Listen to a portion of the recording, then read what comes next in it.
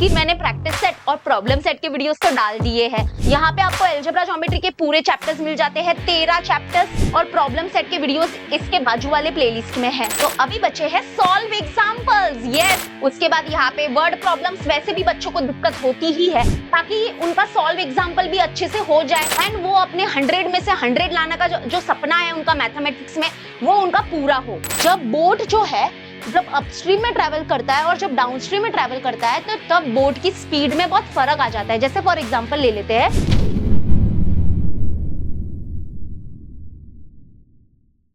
Hi everyone, welcome back. My name is Galaxy Parmar और मैं इस चैनल पे पढ़ाती हूँ क्लास 9 10 10th को अलजेब्रा ज्योमेट्री। तो हेलो हेलो हेलो, कैसे हो सब लोग?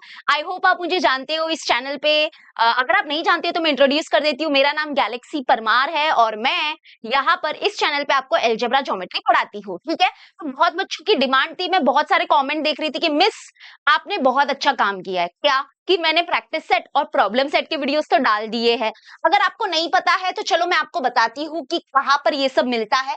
क्योंकि मैं चाहती हूँ कि पूरे महाराष्ट्र स्टेट बोर्ड में ये पता होना चाहिए कि यूट्यूब पे एक ऐसी टीचर है जिसने बहुत ही अच्छे वीडियोस बना के अपलोड किए हैं, क्वालिटी दिया है बच्चों को।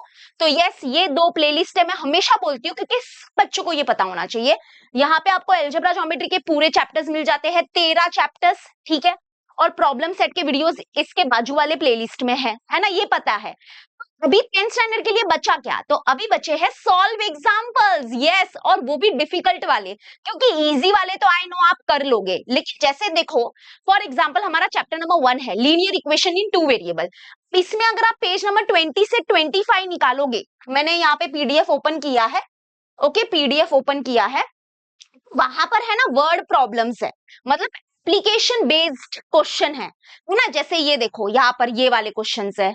उसके बाद यहाँ पे वर्ड प्रॉब्लम्स वैसे भी बच्चों को दिक्कत होती ही है ना। तो उनको ऐसा चाहिए कि कोई सोल्यूशन प्रोवाइड कर दे, एक्सप्लेनेशन अच्छा प्रोवाइड कर दे, ताकि उनका सॉल्व एग्जाम्पल भी अच्छे से हो जाए एंड वो अपने 100 में से 100 लाने का जो सपना है उनका मैथमेटिक्स में, वो उनका पूरा हो। और ये सपना मैं पूरा ना करूं तो कैसे हो सकता है? तो गैलेक्सी मिस लेके आ गई है आपके लिए सॉल्व एग्जाम्पल वाली सीरीज। अच्छा लग रहा है? Let me know in the comment section. To be very frank, जो डिफिकल्ट क्वेश्चंस होंगे वो मैं करूंगी, जैसे एप्लीकेशन बेस्ड क्वेश्चन। आप प्लीज मुझे बताओ कि जैसे अभी नेक्स्ट वीडियो अपलोड होगा, सिमिलैरिटी छोड़ो, क्वाड्रेटिक इक्वेशन पकड़ते हैं, ठीक है। क्वाड्रेटिक इक्वेशन अलजेब्रा में रहते हैं। अभी अलजेब्रा में क्वाड्रेटिक इक्वेशन के कौन कौन से सॉल्व एग्जांपल है जिसमें आपको दिक्कत आ रही है, वो मुझे बताओ। तो क्वेश्चन नंबर नीचे कमेंट में लिख दो। मैं सारे बच्चों के जो कमेंट हो गए और मैं खुद भी एनालाइज करूंगी, हाँ ये सच में डिफिकल्ट है, वो वाले में सॉल्व एग्जांपल्स के जो क्वेश्चंस है वो अपलोड कर दूंगी, ठीक। तो ऐसे आप प्लीज मेरी हेल्प करना। तो चलो लेट्स स्टार्ट। एक ही वीडियो में आपको सब कुछ मिलता है, जैसे ये गैलेक्सी टीचर का फंडा है कि एक वीडियो में सब कुछ दे देने का, ताकि बच्चे परेशान ना हो। तो पानी वगैरह लेके बैठो। अब तुम मेरे साथ आए हो तो तुम लोग ऐसे मत करना कि हाँ 5 मिनट में तुम लोग चले जाओगे, 10 मिनट में चले जाओगे, नहीं, तुम बैठोगे इधर 2 घंटा तो बैठना है तुम लोग को, ठीक है। चलो लेट्स स्टार्ट। आप प्लीज अपना टेक्स्ट बुक बाजू में निकाल दो। निकाला क्या? हाँ, वेरी गुड। तो पेज नंबर 20 से लगा के 25 तक, यस, अलजेब्रा। जरा देखो सब लोग, देखा? चलो बढ़िया, आ जाओ, let's start. Direct difficult question से स्टार्ट करेंगे। डिफिकल्ट नहीं है ये तो, बहुत इजी है, इसके आगे बहुत डिफिकल्ट आएगा। देखो लीनियर इक्वेशन इन 2 वेरिएबल में क्या होता है ना, कि आपको यहाँ पर तो ये क्वेश्चन में तो चलो ठीक है, सिर्फ कंडीशंस को रीड करना है और उसको मैथमेटिकली एक्सप्रेस करना है। जो हमारे वर्ड प्रॉब्लम्स है उसमें क्या होता है कि 2 कंडीशन दी रहेगी, 2 कंडीशन दी रहेगी। हम वो 2 कंडीशन को क्या करेंगे, मैथमेटिकली सॉल्व करेंगे और फिर हमको 2 इक्वेशन मिलेगी और वो 2 equation linear equation in 2 variable होंगे। और फिर उसको हम एलिमिनेशन मेथड हो गया, क्रैमर्स रूल हो गया, उससे सॉल्व करके हम उसके एक्स और वाई के वैल्यूज को निकालेंगे। यही करना रहता है, ठीक है।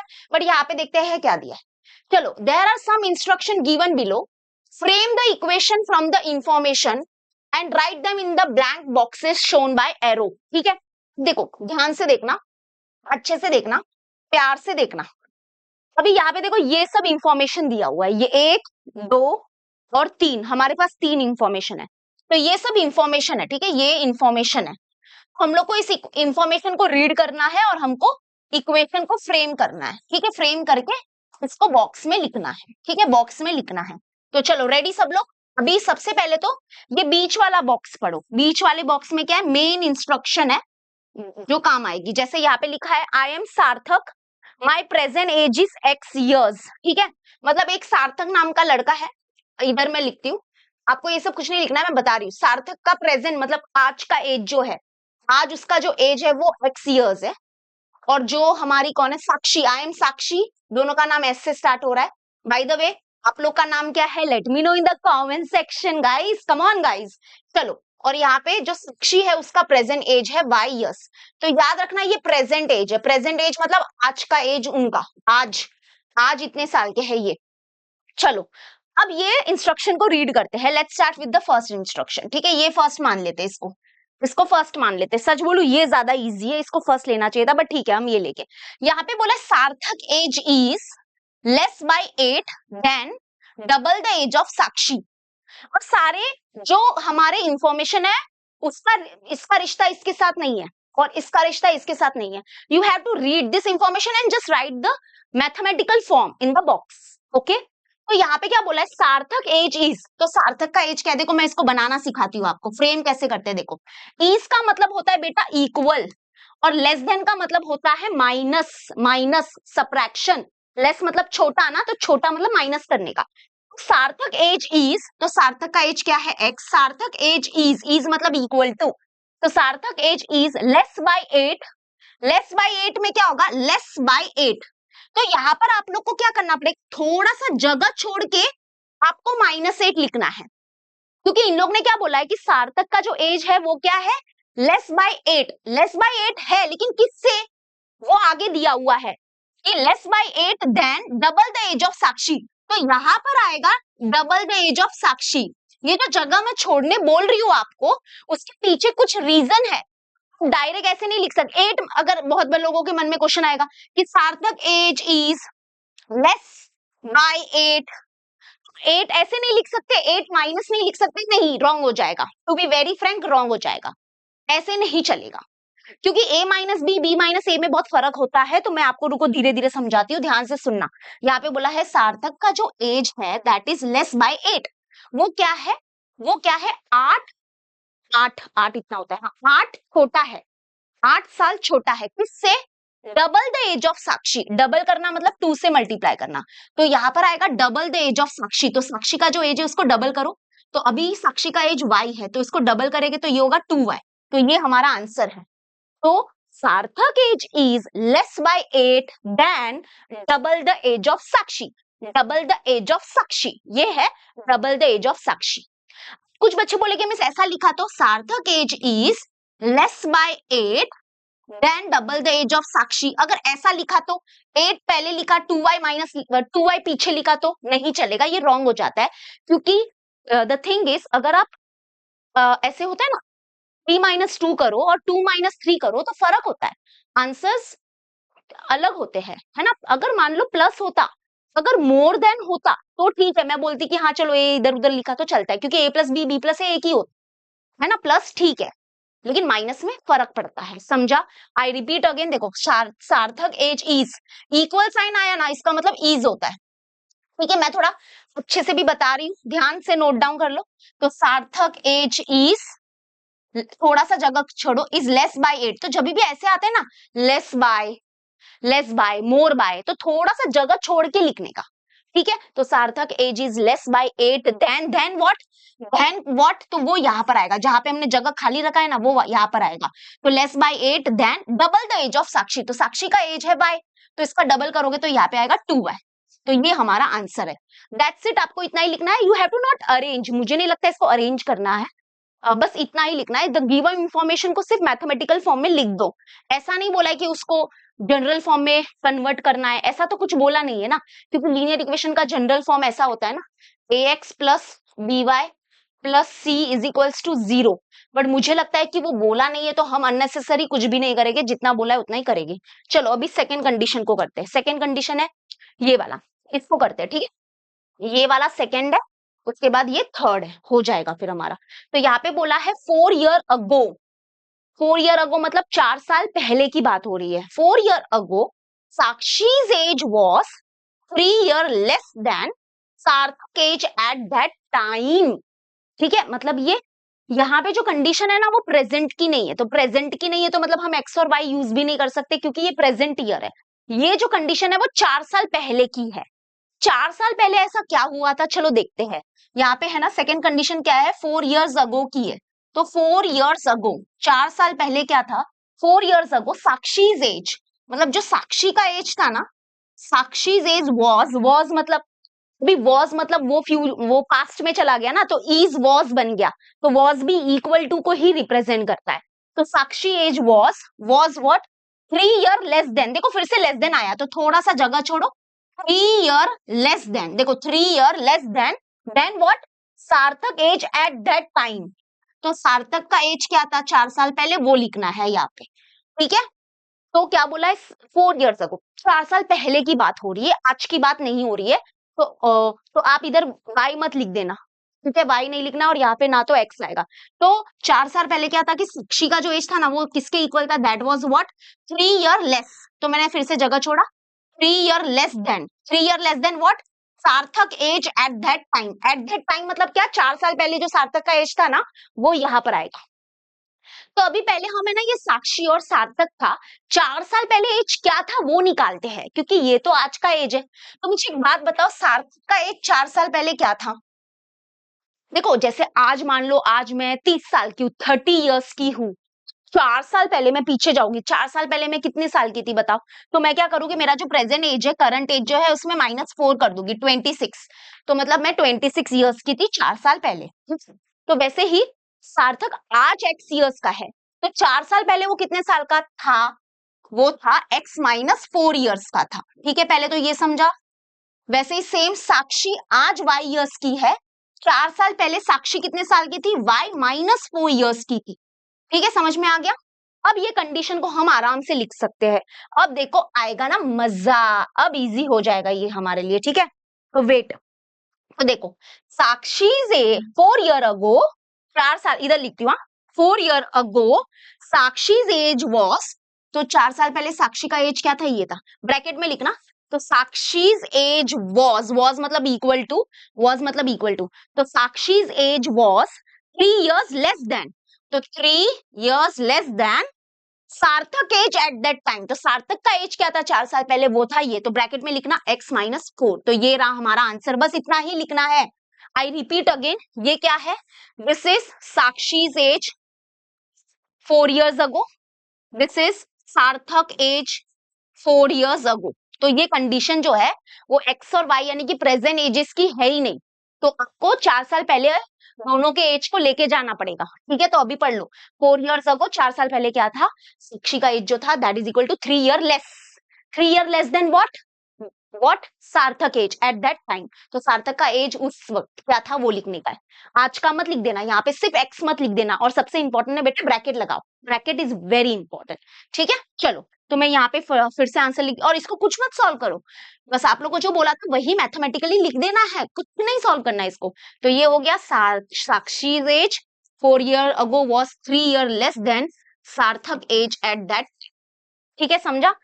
चलो ये वाला तो बहुत इजी है, ये तो मैं बोल रही हूँ तुम लोग कमेंट में मुझे इसका आंसर बता दो तो मैं मान जाऊंगी तुमको, यार इतने डिफिकल्ट दो कर लिए तो ये तो इजी हो गया। क्या बोला है, द सम मतलब होता है बेटा प्लस। ठीक है, the sum of present ages मतलब एक्स वाई, हाँ हाँ, the sum of present ages of Sarthak and Sakshi is 25। अरे इतना इजी, इन्होंने क्या बोला कि जो 10 present ages of Sarthak and साक्षी, तो सार्थक और साक्षी का जो प्रेजेंट एज है उसका जो सम है वो है कितना, 25 हो गया।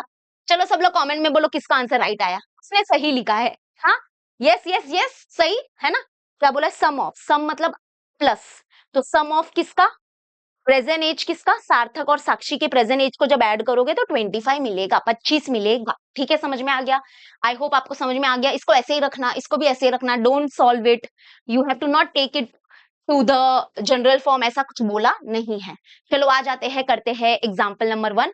तो ये क्या था फिर, ये मतलब ऐसे ही अच्छा एक्टिविटी था। चलो टोटल है ना कितने एग्जाम्पल है पता है, 5 एग्जाम्पल्स है आई थिंक। चलो स्टार्ट करते हैं, ये बहुत इजी है। क्या दिया है, the perimeter of a rectangle is 40 centimetre, इससे बनेगा हमारा पहला इक्वेशन, क्योंकि ये फर्स्ट कंडीशन है। ओके मुझे ऐसा लग रहा है ये फर्स्ट कंडीशन है। तो पेरीमीटर, रेक्टेंगल पता है ना सबको, रेक्टेंगल ये होता है, ठीक है। डायग्राम बनाना जरूरी है क्या? नहीं बनाया तो भी चलेगा, ऐसा कुछ नहीं है। देखती हूँ मैं डायग्राम क्यों बना रही हूँ, क्योंकि तुम लोग को समझाने के लिए मैं बनाती हूँ। द पेरीमीटर, पेरीमीटर मतलब क्या होता है? सम ऑफ ऑल साइड, मतलब एक रेक्टेंगल के जब 4 साइड होते हैं ना, तो सारे साइड को जब हम ऐड कर देते हैं, सम कर देते हैं, तो उसको हम लोग बोलते हैं, sum of all side is known as perimeter. And perimeter of rectangle का एक फॉर्मूला भी है, दैट इज 2 इंटू ब्रैकेट के अंदर लेंथ प्लस ब्रेथ। आपको पता होगा कि रेक्टेंगल वाले क्वेश्चन हमारे ये 1.5 में भी है। और मैंने ना जब वो वीडियो बनाया था ना लीनियर इक्वेशन का, तो उसमें मैंने पेरीमीटर का फॉर्मूला गलत भी बोला था, जो मैंने कमेंट में पिन कर दिया है। वैसे तो मैंने कुछ क्या पता क्या बोला था, आ, पता नहीं क्या बोला था, बट 2 ब्रैकेट के अंदर लेंथ प्लस ब्रेथ होता है, ठीक है। तो पेरीमीटर ऑफ द रेक्टेंगल दिया हुआ है 40 centimetre and the length of the rectangle is more than double its breadth by 2। Okay, ये सेकेंड कंडीशन लग रहा है, यहां से लगा के यहां तक ये पूरा सेकेंड कंडीशन है। तो हम लोग को बोला find the length and breadth of the rectangle. तो देखो जब भी जो फाइंड करना है उसको हम लेट ले लेते हैं, तो हम लेट ले लेते हैं जो बड़ी होती है, मतलब लेंथ बड़ा होता है ना एज कम्पेयर टू ब्रेथ। तो हम लोग ले लेते हैं कि जो लेंथ ऑफ द रेक्टेंगल है वो है सेंटीमीटर, है ना। हाँ, तो let the length of the rectangle be centimetre and let the breadth of the rectangle be y centimetre, ठीक है। ये डायग्राम नहीं बनाया तो चलेगा। तो सोल्यूशन, अच्छा ऑलरेडी पीछे सोल्यूशन सब लिखा हुआ है, मैं बस आपको एक्सप्लेन कर देती हूँ। मैं बस कंडीशन को फ्रेम करके दे देती हूँ। Let the length of the rectangle be x centimetre and let the breadth of the rectangle be y centimetre, ठीक है। अब देयरफॉर बाय फर्स्ट कंडीशन, मुझे बताओ फर्स्ट कंडीशन क्या होगा? Late me know in the comment section, first condition को mathematically कैसे लिखोगे? फर्स्ट कंडीशन एक्चुअली में ये है, the perimeter of the rectangle is 40। Perimeter जो है रेक्टेंगल का दैट इज 40 सेंटीमीटर। अभी तुम लोग को पेरीमीटर का फॉर्मूला पता होना चाहिए था। पेरीमीटर का फॉर्मूला होता है 2 ब्रैकेट के अंदर लेंथ प्लस ब्रेथ। ये हमारे पेरीमीटर ऑफ रेक्टेंगल का फॉर्मूला है and that is equal to, ये पेरीमीटर का फॉर्मूला है। पेरीमीटर दिया है 40, है ना। तो अभी देखो 2 ब्रैकेट के अंदर लेंथ, लेंथ क्या है हमारे पास x प्लस ब्रेथ, ब्रेथ क्या है हमारे पास y, तो दैट इज इक्वल टू 40, है ना। क्योंकि पेरीमीटर का फॉर्मूला होता है 2 ब्रैकेट के अंदर लेंथ प्लस ब्रेथ, और हमने लेंथ को लिया है x और ब्रेथ लिया है हमने y, तो इसलिए 2 bracket is very very important. And और उसके बाद ये हो गया, ये फर्स्ट कंडीशन है। लेकिन इसको पहले नॉर्मल हम लोग इधर तो सॉल्व करके पूरा x और y की वैल्यू निकालनी है, तो इसको जनरल मतलब कि अच्छे से सॉल्व करना पड़ेगा। तो 2 इंटू एक्स हो गया 2x प्लस 2 इंटू वाई हो गया 2y and is equal to ये हो गया 40। अच्छा इसको हमने अंदर क्यों भेजा? सबसे बेस्ट क्या होता है पता है? हम क्या करते हैं, ये 2 जो मल्टीप्लाई में है ना, इसको डिवाइड में भेज देते, तो इतना हार्ड नहीं होता। मतलब ये देखो ऐसे भी कर सकते हो, ये अंदर भेजने से अच्छा है 2 को, ये मल्टीप्लाई में 2 है, ये डिवाइड में 2 आ गया, तो हमारा इक्वेशन बनेगा x plus y is equal to 40। ये मल्टीप्लाई में 2 है, ये डिवाइड में आ गया 2। तो देयरफॉर हमारा फर्स्ट कंडीशन से इक्वेशन बना 2 1 जा 2 2 जा 4 2 0 जा तो 20। तो ये रहा हमारा पहला इक्वेशन। समझ में आ गया फर्स्ट इक्वेशन? इजी पीजी, है ना, easy peasy, easy peasy. Okay next आ जाते हैं, नेक्स्ट आ जाते हैं, नेक्स्ट। उसके बाद हम लोग को बोला है सेकेंड, सेकेंड कंडीशन थोड़ा सा ध्यान से सुनना, ठीक है। Therefore by second condition, second condition, तो सेकेंड कंडीशन क्या होता है, let me know. Second condition है the length of the rectangle is होता है इक्वल, ठीक है। तो लेंथ ऑफ द रेक्टेंगल है हमारे पास x, तो मैं फटाफट लिख देती हूँ, the length of the rectangle is, the length of the rectangle is more than double breadth by 2। Oh my God, ये थोड़ा सा अलग है। और यहाँ पे भी देखो, यहाँ पे मोर देन है ना, प्लस आएगा मतलब बीच में, ठीक है कोई बात नहीं। तो the length of the rectangle, length है x, the length of the rectangle is more than, more मतलब प्लस आएगा, ठीक है।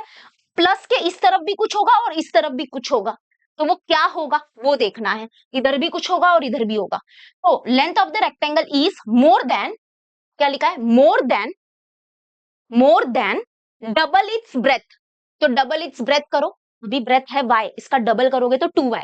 Okay, the length of the rectangle is more than double its breadth, double its breadth by 2। तो bye 2 मतलब bye 2, मतलब जो length है ना वो क्या है पता है, वो क्या है 2, वो क्या है 2 बड़ा है, 2 बड़ा है उससे, डबल इट्स ब्रेथ से, डबल इट्स ब्रेथ से। एक्चुअली में इसको ऐसे ऐसे लिखना चाहिए था, the length of the rectangle is, the length of the rectangle is 2 more than 2 2 more than double its breath. वो जो पीछे कर रहे थे ना हम सार्थक और साक्षी वाला लेस देन वाला, तो वो वैसा ही है, बट इन लोगों ने थोड़ा ट्विस्ट फॉर्म में दिया है। तो फिर से बता देती हूँ कि length of the rectangle is more than, more है मतलब प्लस आएगा, इज आ गया, is more than what, more than double its breadth than 2, double its breadth by 2। देखो ये 2 इधर लिखो, ये 2y इधर लिखो, चलेगा, क्योंकि बीच में प्लस है। प्लस है तो टेंशन नहीं है कि आपने ये इधर लिखा ये उधर लिखा तो रॉन्ग हो जाएगा, क्या नहीं होगा। ठीक है, तो ये बस आपको ध्यान रखना है। ओके, आई होप आपको समझा। अभी अगर हम लोग इसको क्या करेंगे, जिसको नहीं समझ में आया 2 मिनट के लिए पीछे वीडियो पीछे करो और फिर से क्वेश्चन पढ़ो और मुझे देखो, मेरे एक्सप्लेनेशन को देखो और आपको समझ में आ जाएगा। तो length of the rectangle is more than double its breadth by 2। अभी आप इसको अरेंज करोगे तो x इधर ही रहेगा, ये प्लस 2y इधर आ गया तो minus 2y is equal to ये आ गया 2। तो ये रहा हमारा सेकेंड कंडीशन, सेकेंड इक्वेशन। तो ये सेकेंड इक्वेशन है। आई होप आपको समझ में आ गया। Late me know in the comment section आपको समझ में आ गया ये। ठीक है, चलो अब इसको सॉल्व करेंगे, लेकिन यहाँ पे देखो पीछे भी हमारे आपके टेक्स्ट बुक में इसको ऑलरेडी दिया हुआ है। देखो मैंने जो पढ़ाया था वही है ना, सेम। देखो यहाँ पे फर्स्ट कंडीशन क्या है, सोल्यूशन सबसे पहले कैसे लिखोगे, let the length of the rectangle be x centimetre and let the breadth be y centimetre. From first condition perimeter वाली कंडीशन बनी। पेरीमीटर का फॉर्मूला होता है 2 bracket is very important length plus breadth. इन लोग ने भी यही किया है, 2 मल्टीप्लाई में था, ये डिवाइड में आ गया, इसलिए ये तो ये पहला इक्वेशन तो सबको समझ में आ गया होगा। और देखो सेकेंड कंडीशन भी मैंने सेम, ये सेकेंड कंडीशन है। सेकेंड इक्वेशन कैसे बना, सेकेंड इक्वेशन कैसे बना कि the length of the rectangle is more than double its breadth by 2। तो सेम है ना। हाँ, अभी इन लोग ने क्या किया है, डिटर्मिनेंट मेथड से सॉल्व किया है। तो ऐसा बोर्ड एग्जाम में चलता है क्या कि हम डिटर्मिनेंट मेथड से सॉल्व करें, तो चलता है ना, क्यों नहीं चलता है। मैं इसको एलिमिनेशन मेथड से भी सॉल्व कर सकती हूँ, अगर आपको डिटर्मिनेंट मेथड से जमता है तो डिटर्मिनेंट करो। लेकिन डिटर्मिनेंट मेथड में क्या होता है ना कि अरेंज करना पड़ता है। तो पहला इक्वेशन तो प्रॉपर है, सेकंड में ये प्लस 2y उधर गया तो माइनस 2y हुआ और ये 2, तो ये देखो ये, उसके बाद इन लोग ने डिटर्मिनेंट से सॉल्व किया है। आंसर आने वाला है 14 एंड 6। ठीक है, अगर आपको ये जमता है तो ये करो बिंदास। डिटर्मिनेंट का सीन आपको पता ही है ना क्या होता है, सबसे पहले डी बनेगा। तो डी क्या होता है, डी में यहाँ पे होता है a1 a2, मतलब यहाँ पे x के कोएफिशिएंट होते हैं। तो x का कोएफिशिएंट 1 1 और फिर यहाँ पे है, यहाँ पे y का कोएफिशिएंट 1 और यहाँ पे y का कोएफिशिएंट -2। तो यहाँ पे 1 और -2 सॉल्व करो। 1 इंटू -2, 1 इंटू -2, फिर आएगा बीच में माइनस, 1 1 जा 1 1 जा, फिर इसको सॉल्व करोगे तो ये है -2 माइनस 1 1 जा 1, तो ये हो गया -3। ठीक है, वो देखो। ठीक है, उसके बाद dx में क्या होगा, dx में ये जो फर्स्ट कॉलम है ना ये रिप्लेस हो जाएगा इससे 22 से, 20 और 2 से, और ये जैसा है वैसा रहेगा। क्रॉस करके इसको अच्छे से सॉल्व करना, ये देखो क्रॉस करके इन लोग ने अच्छे से सॉल्व किया है। ओके, एंड देन ये और ये। ठीक है, मैं तुम लोग को एलिमिनेशन मेथड से भी बता सकती हूँ। एलिमिनेशन मेथड का सबसे पहला रूल होता है कोई भी एक वेरिएबल का कोएफिशिएंट सेम करो। तो यहाँ पे x का कोएफिशिएंट सेम है ना, यहाँ पे भी x का कोएफिशिएंट 1 है, यहाँ पे भी x का कोएफिशिएंट 1 है, तो यहाँ पे कोएफिशिएंट सेम है और दोनों की साइन भी सेम है, क्योंकि x वाला जो है इधर प्लस प्लस, अगर साइन सेम होती है तो मतलब दोनों को क्या करना पड़ेगा, सबट्रैक्ट करना पड़ेगा। तो चलो सबट्रैक्ट करते हैं। तो हम क्या करेंगे, सबट्रैक्टिंग इक्वेशन 1 एंड 2। तो सबट्रैक्टिंग इक्वेशन 1 एंड 2, तो यहाँ पर ये हो जाएगा x plus y is equal to 20 और यहाँ पे आएगा x minus 2y is equal to 2। तो सबट्रैक्शन करेंगे तो सबकी नीचे वाले टर्म की साइन चेंज, तो ये प्लस है तो माइनस, ये माइनस है तो प्लस, ये प्लस है तो ये माइनस, तो प्लस x माइनस x हो गया कैंसल। ठीक है, अब यहाँ पे 20 में से 2 गया तो 18, फिर यहाँ पे ये प्लस है और ये भी प्लस है तो प्लस प्लस प्लस होता है, तो 2y प्लस y हो गया 3y, है ना, और ये 3 मल्टीप्लाई में ये डिवाइड में आ जाएगा, तो y इज इक्वल टू क्या होगा 18 डिवाइड बाय 3, तो 3 1 जा 3 6 जा 18, तो y की वैल्यू आ गई 6। y मतलब क्या, ब्रेथ, ब्रेथ आ गया 6 सेंटीमीटर। अब यही y की वैल्यू किसी एक इक्वेशन में आप पुट कर सकते हो, इधर पुट कर लो।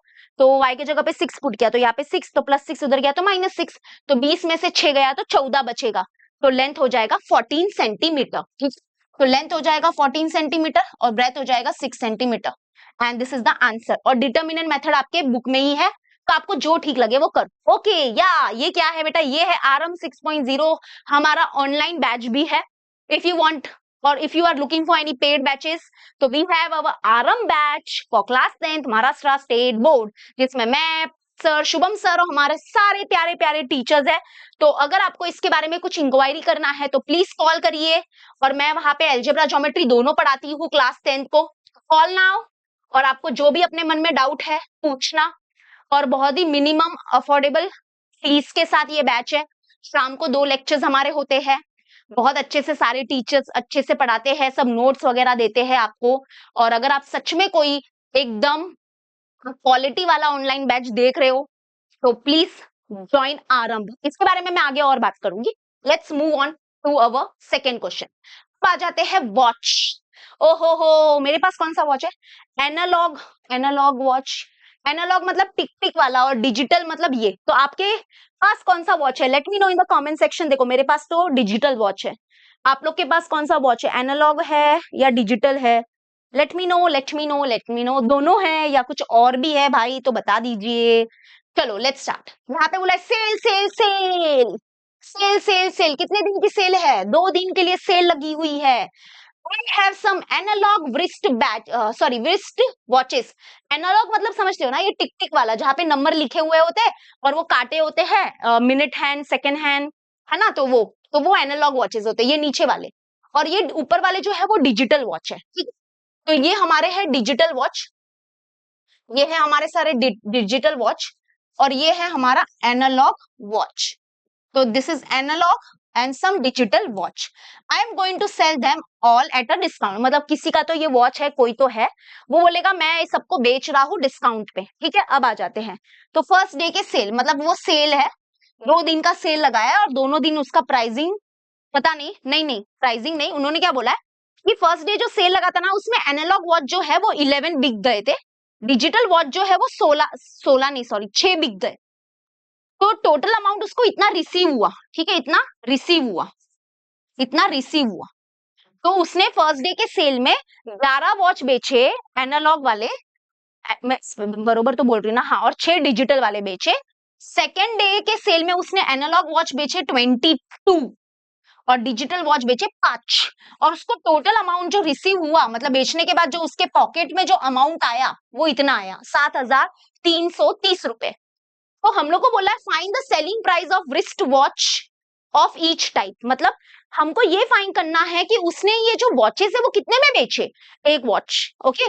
मतलब कि उसका डिजिटल वॉच जो था उसका प्राइसिंग उसने क्या रखा था सेल में, और एनालॉग वॉच का प्राइसिंग क्या रखा था। तो चलो लेट ले लेते हैं, वही हमारा लेट लेने का काम होगा।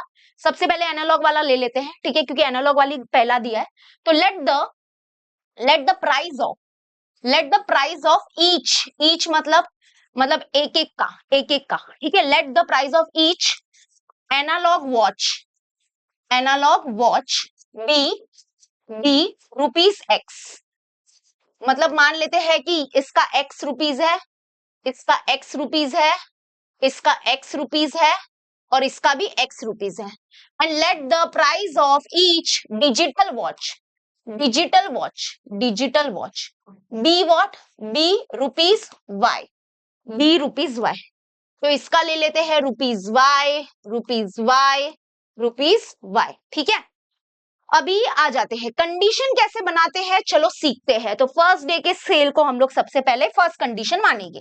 तो फर्स्ट कंडीशन कैसे बनेगी, देखो अभी तुम ही दिमाग लगाओ। एनालॉग वॉच कितने बिके हैं? 11 वॉच बिक गए।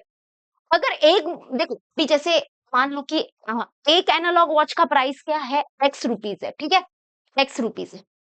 जैसे अपने मन में दिमाग लगाओ, अ, मतलब अपने मन में ये सोचो, मैं जो बोल रही हूँ ना वो ध्यान से सोचना, ध्यान से सुनना। मतलब मान लेते हैं कि ये जो एनालॉग वॉच है ना, ये एनालॉग वॉच, ये मान लो 100 रुपए, एक वॉच का एग्जाम्पल लो, 100 है, ठीक है। एक वॉच का कितना पैसा है? 100 रुपया है। एक वॉच, अगर एक वॉच बिकेगा तो उसको 100 रुपया मिलेगा। अगर 2 वॉच बिकेगा तो उसको मिलेगा 2 into 100, यानी कि उसके पास 200 रुपया आएगा, है ना। क्योंकि एक वॉच का प्राइस है 100 रुपया, एनालॉग की बात कर रही हूं मैं। तो 2 वॉच बिकेगा तो उसको 200 रुपया मिलेगा। अगर 3 वॉच बिकेगा तो 3 into 100, 300 रुपया मिलेगा, है ना। ऐसे होता है ना। तो वैसे ही अगर अभी हमारे लिए तो क्या है कि हमने क्या प्राइसिंग रखा है कि जो एनालॉग वॉच है उसका जो है उस एक्स रुपीज है, एक वॉच का जो प्राइस है वो एक्स रुपीज है ना। और बीके कितने हैं? 11 वॉच बीके है। तो वो जो 11 वॉच बेचा तो उससे कलेक्शन कितना हुआ, कितना अमाउंट उसको रिसीव हुआ एनालॉग वॉच को बेचने के बाद। तो वो कैसे पता चलेगा, देखो अगर वो एक वॉच बेचता तो उसको मिलता रुपीस एक्स, क्योंकि एक वॉच का प्राइस है एक्स रुपीस। अगर वो 2 वॉच उसने बेचे तो आंसर होता 2 इंटू एक्स, यानी कि उसको मिलता 2x रुपीस। अगर वो 3 वॉच बेचता तो उसको मिलता 3 इंटू एक्स, यानी कि 3x रुपीस, है ना। अब उसने कितने बेचे बेटा? 11 वॉच। तो उसने 11 वॉच बेचे है ना, एनालॉग वाले। तो 11 वॉच बेच के उसने पैसा कितना कमाया उससे? तो that is 11 into x, that is 11x rupees उसने कमाया एनालॉग वॉच को बेचने के बाद। कमाया मतलब उसको मिला। ओके, तो ये समझ रहा है ना तुमको, ये कैलकुलेशन कैसे मैं लेके जा रही हूँ? तो बहुत सिंपल है बेटा। अगर एक एनालॉग वॉच का जो प्राइसिंग है, सेलिंग प्राइस उसने रखा है एक्स रुपीस, तो 11 उसने वॉच बेचे, तो 11 वॉच बेचने के बाद जो अमाउंट कलेक्ट हुआ वो हुआ 11x रुपीस। और प्लस उसमें उसने डिजिटल वॉच भी बेचा है, क्योंकि टोटल अमाउंट हमारे पास है, टोटल अमाउंट 4330। ये तो हो गया बेटा टोटल अमाउंट रिसीव। ये टोटल अमाउंट रिसीव जो हुआ है वो कैसे हुआ है? कुछ उसने एनालॉग वॉच बेचे हैं प्लस कुछ उसने डिजिटल वॉच बेचे हैं। तो ये क्या दर्शाता है? ये दर्शाता है एनालॉग वॉच बेचने के बाद उसने कितना पैसा रिसीव किया, प्लस डिजिटल वॉच को बेचने के बाद वो कितना पैसा रिसीव करेगा, वो इधर आएगा। फिर दोनों को जब जोड़ेंगे तो that is equal to total amount receive, है ना, वैसा होता है। तो समझा ये? हाँ, तो बताओ अभी मुझे, अभी एक डिजिटल वॉच का जो प्राइस है वो वाई रुपीस है, तो उसने कितने डिजिटल वॉच बेचे? 6। तो उसने डिजिटल वॉच बेचने के बाद कितना पैसा कमाया? 6y कमाया, मतलब उसको कितना मिला जो भी है 6y रुपीस। ठीक है, समझा? समझा? 11 एनालॉग वॉच बेचे हैं, 6 डिजिटल वॉच बेचे हैं, टोटल अमाउंट रिसीव हुआ है इतना। तो इसको मैथमेटिकली लिखेंगे ऐसे, 11x रिप्रेजेंट कर रहा है एनालॉग वॉच का अमाउंट, ओके, जो मिला उसको बेचने के बाद।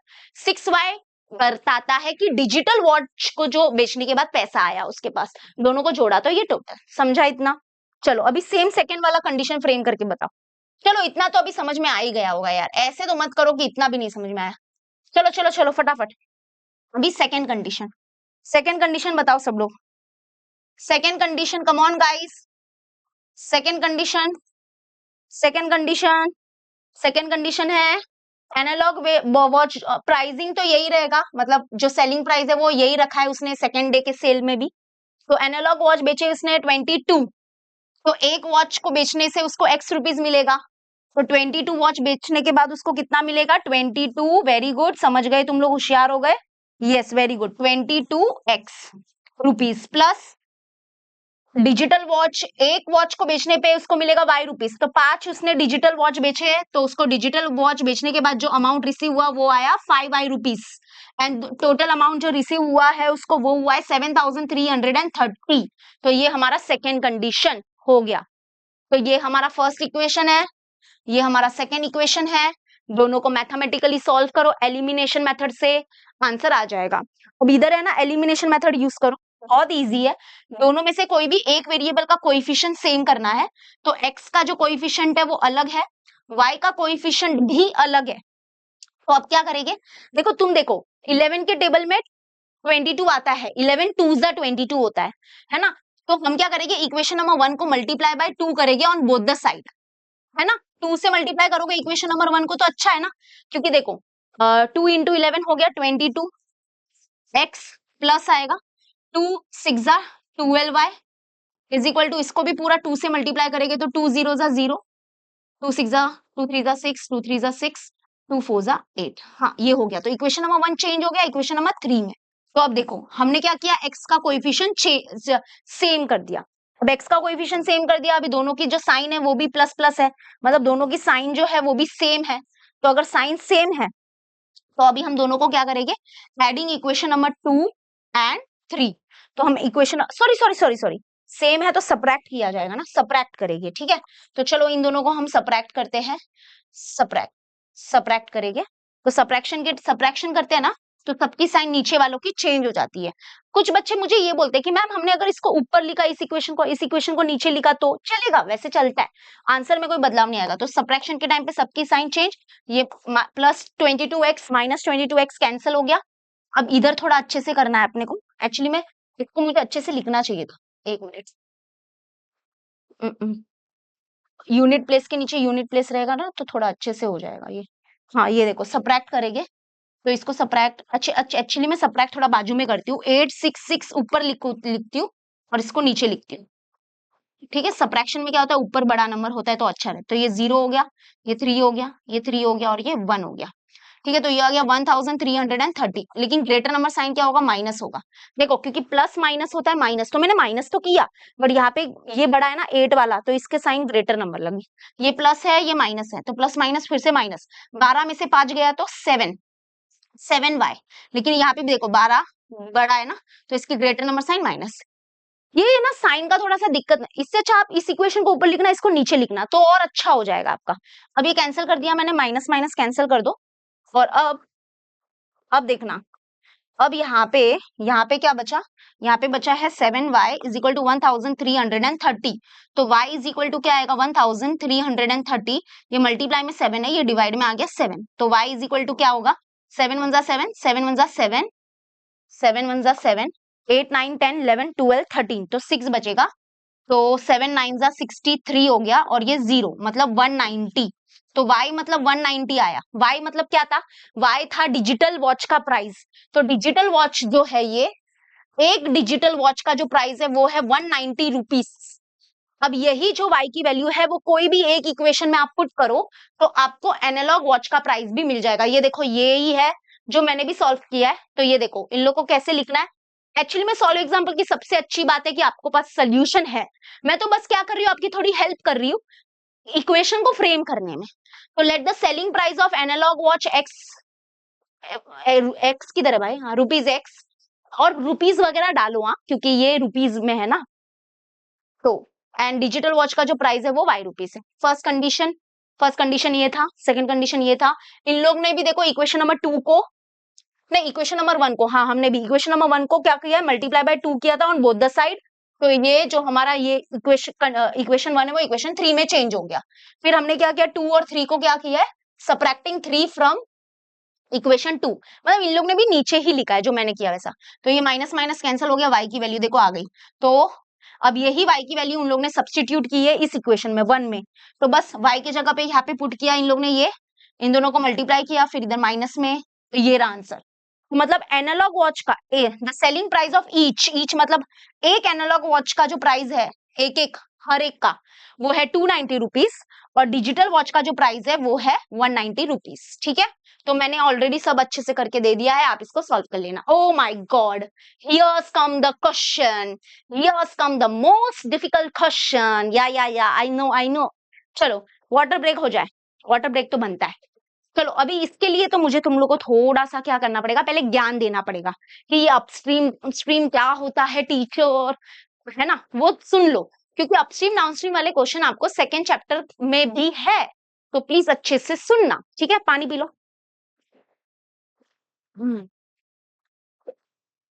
ओके, तो चलो पहले ये क्वेश्चन को पढ़ने से पहले, मतलब ये क्वेश्चन को पढ़ लेते हैं, ऐसा कुछ नहीं है।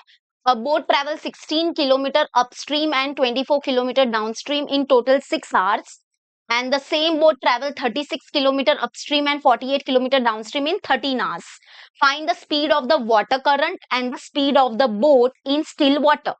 अब देखो ये क्वेश्चन पढ़ा, अभी सबसे पहले तो आप अपस्ट्रीम डाउनस्ट्रीम पढ़ो। अपस्ट्रीम डाउनस्ट्रीम होता क्या, वो पहले मैं अपस्ट्रीम बताती हूँ क्योंकि अपस्ट्रीम पहले दिख रहा है मुझे। चलो अपस्ट्रीम क्या होता है पहले अच्छे से समझना, और ये प्लीज अपने बुक में ये सब ड्रॉ करके अच्छे से खुद के ओन वर्ड में लिखना, क्योंकि है ना क्या होता है ना, आप लोग है ना नोट्स नहीं बनाते हो, और उसके बाद है ना आपको कुछ चीजें याद नहीं रहती है, खुद के नोट्स में जब रहेगा तो अच्छा लगेगा आपको। अब जैसे मान लो ये हमारा बोट है, ठीक है, ये बोट है और ये बहता हुआ पानी है। बहता हुआ पानी मतलब क्या, पानी बह रहा है तो उसका भी क्या होगा, कुछ स्पीड होगा। देखो अगर वो स्टिल वाटर है, स्टिल वाटर है मतलब ठहरा हुआ पानी है, रुका हुआ पानी है, तो उसकी स्पीड क्या होगी, 0। अभी देखो जैसे मैं रुक गई, मैं इधर खड़ी हूँ, मैं ना चल रही हूँ, मैं कुछ नहीं कर रही हूँ, मैं ऐसे खड़ी हूँ, मैं स्टिल हूँ एकदम, स्टिल स्टिल मतलब ऐसे, तो मेरी स्पीड क्या है, 0 होगी ना। ओके 0, क्लियर है। लेकिन यहाँ पे ये जो पानी है वो बह रहा है, ठीक है, बह रहा है, तो मतलब उसकी कुछ स्पीड होगी। ओके, और जो हमारी बोट है वो ये बहते हुए पानी में जा रही है। ठीक है, अगर मान लो कि वाटर स्टिल है, वाटर स्टिल है, तो हमारे बोट, हम तो ऐसा बोलता है, ऐसे बोलते हैं boat is travelling in still water. Still water मतलब तब पानी जो है ना तो बोट को सपोर्ट करेगा और ना तो उसको डिपोज करेगा। मतलब बहते हुए पानी में जब बोट जाती है ना, तो है ना पानी का बहुत रोल होता है और वो है ना बोट की स्पीड को चेंज कर सकता है। यस, अभी देखना। लेकिन अगर बोट ऐसे एकदम स्टिल वाटर में ट्रेवल कर रही है, तो बोट को कुछ भी प्रॉब्लम नहीं होगा, ना उसका स्पीड कम होगा, ना उसका स्पीड ज्यादा होगा, कुछ नहीं होगा। ठीक है, तो ये पहले तो ये देखो, पहले ये समझो कि फॉर एग्जाम्पल ये हमारा बोट है। अगर मान लो कि बोट इस तरफ जा रहा है, मतलब ये डायरेक्शन में जा रहा है, और पानी का जो फ्लो का डायरेक्शन है वो इस तरफ है, क्योंकि अभी पानी तो कोई भी फ्लो में इधर भी जा सकता है, पानी इधर भी जा सकता है ना। तो मान लो कि बोट इस तरफ जा रहा है और पानी इस तरफ जा रहा है, मतलब जो बोट का जो बोट जो ट्रैवल कर रहा है और पानी जो ट्रैवल कर रहा है वो दोनों अपोजिट डायरेक्शन में ट्रैवल कर रहे हैं, अपोजिट डायरेक्शन में ट्रैवल कर रहे हैं, है ना। तो इस कंडीशन को बोला जाता है अपस्ट्रीम। ध्यान से सुनना, इसको बोला जाता है अपस्ट्रीम। मतलब हम कैसे बोलते हैं पता है, ऐसे बोलते हैं कि boat is travelling upstream, boat is travelling upstream. Boat is travelling upstream का मतलब होता है कि बोट का डायरेक्शन और पानी के फ्लो का डायरेक्शन अपोजिट है, तो ऐसा बोला जाता है बोट इज ट्रैवलिंग अपस्ट्रीम। और जब बोट ये जो होता है वो स्टिल वाटर होता है, तब ऐसा बोला जाता है कि boat is travelling in still water. Still water मतलब ठहरे हुए पानी में बोट ट्रैवल कर रहा है, ऐसा समझा। अभी अभी एक और कंडीशन सुनो, मान लो ये हमारा बोट है, अभी बोट जा रहा है इस तरफ, और जो पानी का फ्लो का डायरेक्शन है वो भी इस तरफ है। मतलब बोट का जो डायरेक्शन है और पानी का जो फ्लो करने का जो डायरेक्शन है वो सेम है, वो सेम। तो इस कंडीशन को बोलते हैं कि बोट इज ट्रैवलिंग डाउनस्ट्रीम। तो इस कंडीशन को क्या बोलते हैं, boat is travelling downstream. Boat is travelling downstream, समझा पहले। स्ट्रीम क्या होता है, डाउनस्ट्रीम क्या होता है। डाउनस्ट्रीम में दोनों का डायरेक्शन सेम होता है, अपस्ट्रीम में क्या होता है, दोनों का डायरेक्शन अपोजिट होता है, ये बात याद रखना। अब इसमें क्या होता है ना, जब बोट जो है जब अपस्ट्रीम में ट्रेवल करता है और जब डाउनस्ट्रीम में ट्रेवल करता है, तो तब बोट की स्पीड में बहुत फर्क आ जाता है। जैसे फॉर एग्जांपल ले लेते हैं, फॉर एग्जांपल ले लेते हैं हम लोग यहाँ पे, हाँ, फॉर एग्जांपल पानी की जो स्पीड है उसको हम लोग ले लेते हैं x किलोमीटर पर आवर। याद रखना बेटा, स्पीड का जो यूनिट होता है ना वो होता है किलोमीटर पर आवर, ऐसा कुछ होता है। तो सपोज एग्जांपल लो कि जो पानी का स्पीड है, पानी कोई स्पीड से फ्लो कर रहा होगा ना, ले लेते हैं x किलोमीटर पर आवर, और जो बोट का स्पीड है वो हम लोग ले लेते हैं y किलोमीटर पर आवर। सिर्फ बोट का स्पीड, ओके, बोट का स्पीड है y किलोमीटर पर आवर। लेकिन जब ये बोट अपस्ट्रीम में ट्रैवल करेगा ना, तो उसकी स्पीड चेंज हो जाएगी, y नहीं रहेगी। क्यों, क्योंकि देखो बोट जा रहा है इस तरफ और वो अपने स्पीड से जा रहा है, y किलोमीटर के speed, y kilometre per our की स्पीड से जा रहा है। पानी जो है वो इधर आ रहा है, वो x की स्पीड से इधर आ रहा है, अपोजिट है ना। बोट की स्पीड जो है ना वो स्लो हो जाएगी। क्यों, क्योंकि बोट तो आगे बढ़ रहा है ना, अपने स्पीड से, वाई स्पीड से जा रहा है, लेकिन पानी आ रहा है ना, पानी फ्लो उधर जा रहा है ना, तो बोट की स्पीड क्या हो जाएगी, कम हो जाएगी ना, कम हो जाएगी। और कितने से कम होगी, जितने पानी की स्पीड है उतने से कम हो जाएगी। समझ रहे हो, समझ रहे हो, समझ रहे हो जैसे। तो ऐसा बोला जाता है, ध्यान से सुनना, speed of the boat, speed of the boat in upstream. Upstream में जो बोट की स्पीड होती है ना, उसमें उसका उसका क्या होता है पता है, उसका क्या चेंज हो जाता है पता है। Speed of the boat in upstream क्या होगा, y किलोमीटर होगा क्या, नहीं। Speed of the boat in upstream क्या होगा, जो हमारे बोट की स्पीड है यानी कि y, उसमें माइनस क्या होगा, पानी की स्पीड होगी यानी कि x, y minus x kilometre per our लिखना जरूरी है, क्योंकि यूनिट है ना स्पीड का। तो स्पीड ऑफ द बोट जो होगा अपस्ट्रीम में वो होगा y की y minus x, y minus minus x क्यों किया, क्योंकि देखो बोट जा रहा है इधर, y के स्पीड से जा रहा है, लेकिन पानी आ रहा है इधर, x के स्पीड से आ रहा है। पानी क्या करेगा, बोट की स्पीड को थोड़ा स्लो कर देगा, स्लो कर देगा। जैसे मान लो बोट जा रहा था यहाँ पे 5 की स्पीड से, 5 किलोमीटर पर आवर की स्पीड से, और पानी का जो स्पीड है वो आ रहा है यहाँ पे 2 किलोमीटर पर आवर की स्पीड से। तो बोट का जो स्पीड होगा इन अपस्ट्रीम वो कितना हो जाएगा पता है, 5 नहीं, 5 माइनस 2, क्योंकि 2 किलोमीटर पर आवर से उसकी स्पीड को स्लो करेगा कौन, पानी। किसको, किसकी स्पीड को, बोट की स्पीड को। तो y माइनस 2 मतलब 3 किलोमीटर पर आवर होगा बोट का स्पीड यहाँ पर अपस्ट्रीम में। और अगर नॉर्मल देखा जाए स्टिल वाटर में, स्टिल वाटर मतलब पानी अगर ना चल रहा है, कुछ नहीं है, ठहरा हुआ है, तब बोट की स्पीड होगी लेकिन अभी क्योंकि बोट ट्रैवल कर रहा है अपस्ट्रीम में तो उसकी स्पीड स्लो हो जाएगी, और कितने से स्लो होगी, जितनी पानी की स्पीड है उतने से स्लो हो जाएगी, इसलिए माइनस हुआ। तो अपस्ट्रीम में माइनस होता है, याद आया, या समझ में आया, मतलब माइनस होता है, ठीक है, ये माइनस का सिंबल समझ में आया। Okay done. अब आ जाते हैं और करते हैं डाउनस्ट्रीम। डाउनस्ट्रीम बहुत अच्छा है, मुझे डाउनस्ट्रीम अच्छा लगता है, बट इसमें बहने का चांस ज्यादा है। मतलब बोट जा रही है इधर, पानी भी जा रहा है इधर, तो बोट की स्पीड तो मस्त बढ़ जाएगी, क्यों, पानी जा रहा है इधर, और सॉरी सॉरी बोट जा रहा है इधर, पानी भी जा रहा है इधर, पानी बोट को लेके बह जाएगा, मतलब वो बोट डूबने का खतरा है इसमें, है ना। तो ऐसा होता है कि हम ऐसे लिख सकते हैं कि speed of the boat, speed of the boat in downstream. Downstream में बोट की स्पीड क्या होगी पता है। जब बोट डाउनस्ट्रीम में ट्रेवल करता है ना, तो जैसे कि फॉर एग्जांपल हमने क्या लिया था, पानी की स्पीड ली थी x किलोमीटर पर आवर, और बोट की स्पीड इन स्टिल वाटर हमने ली है y किलोमीटर पर आवर, ठीक है।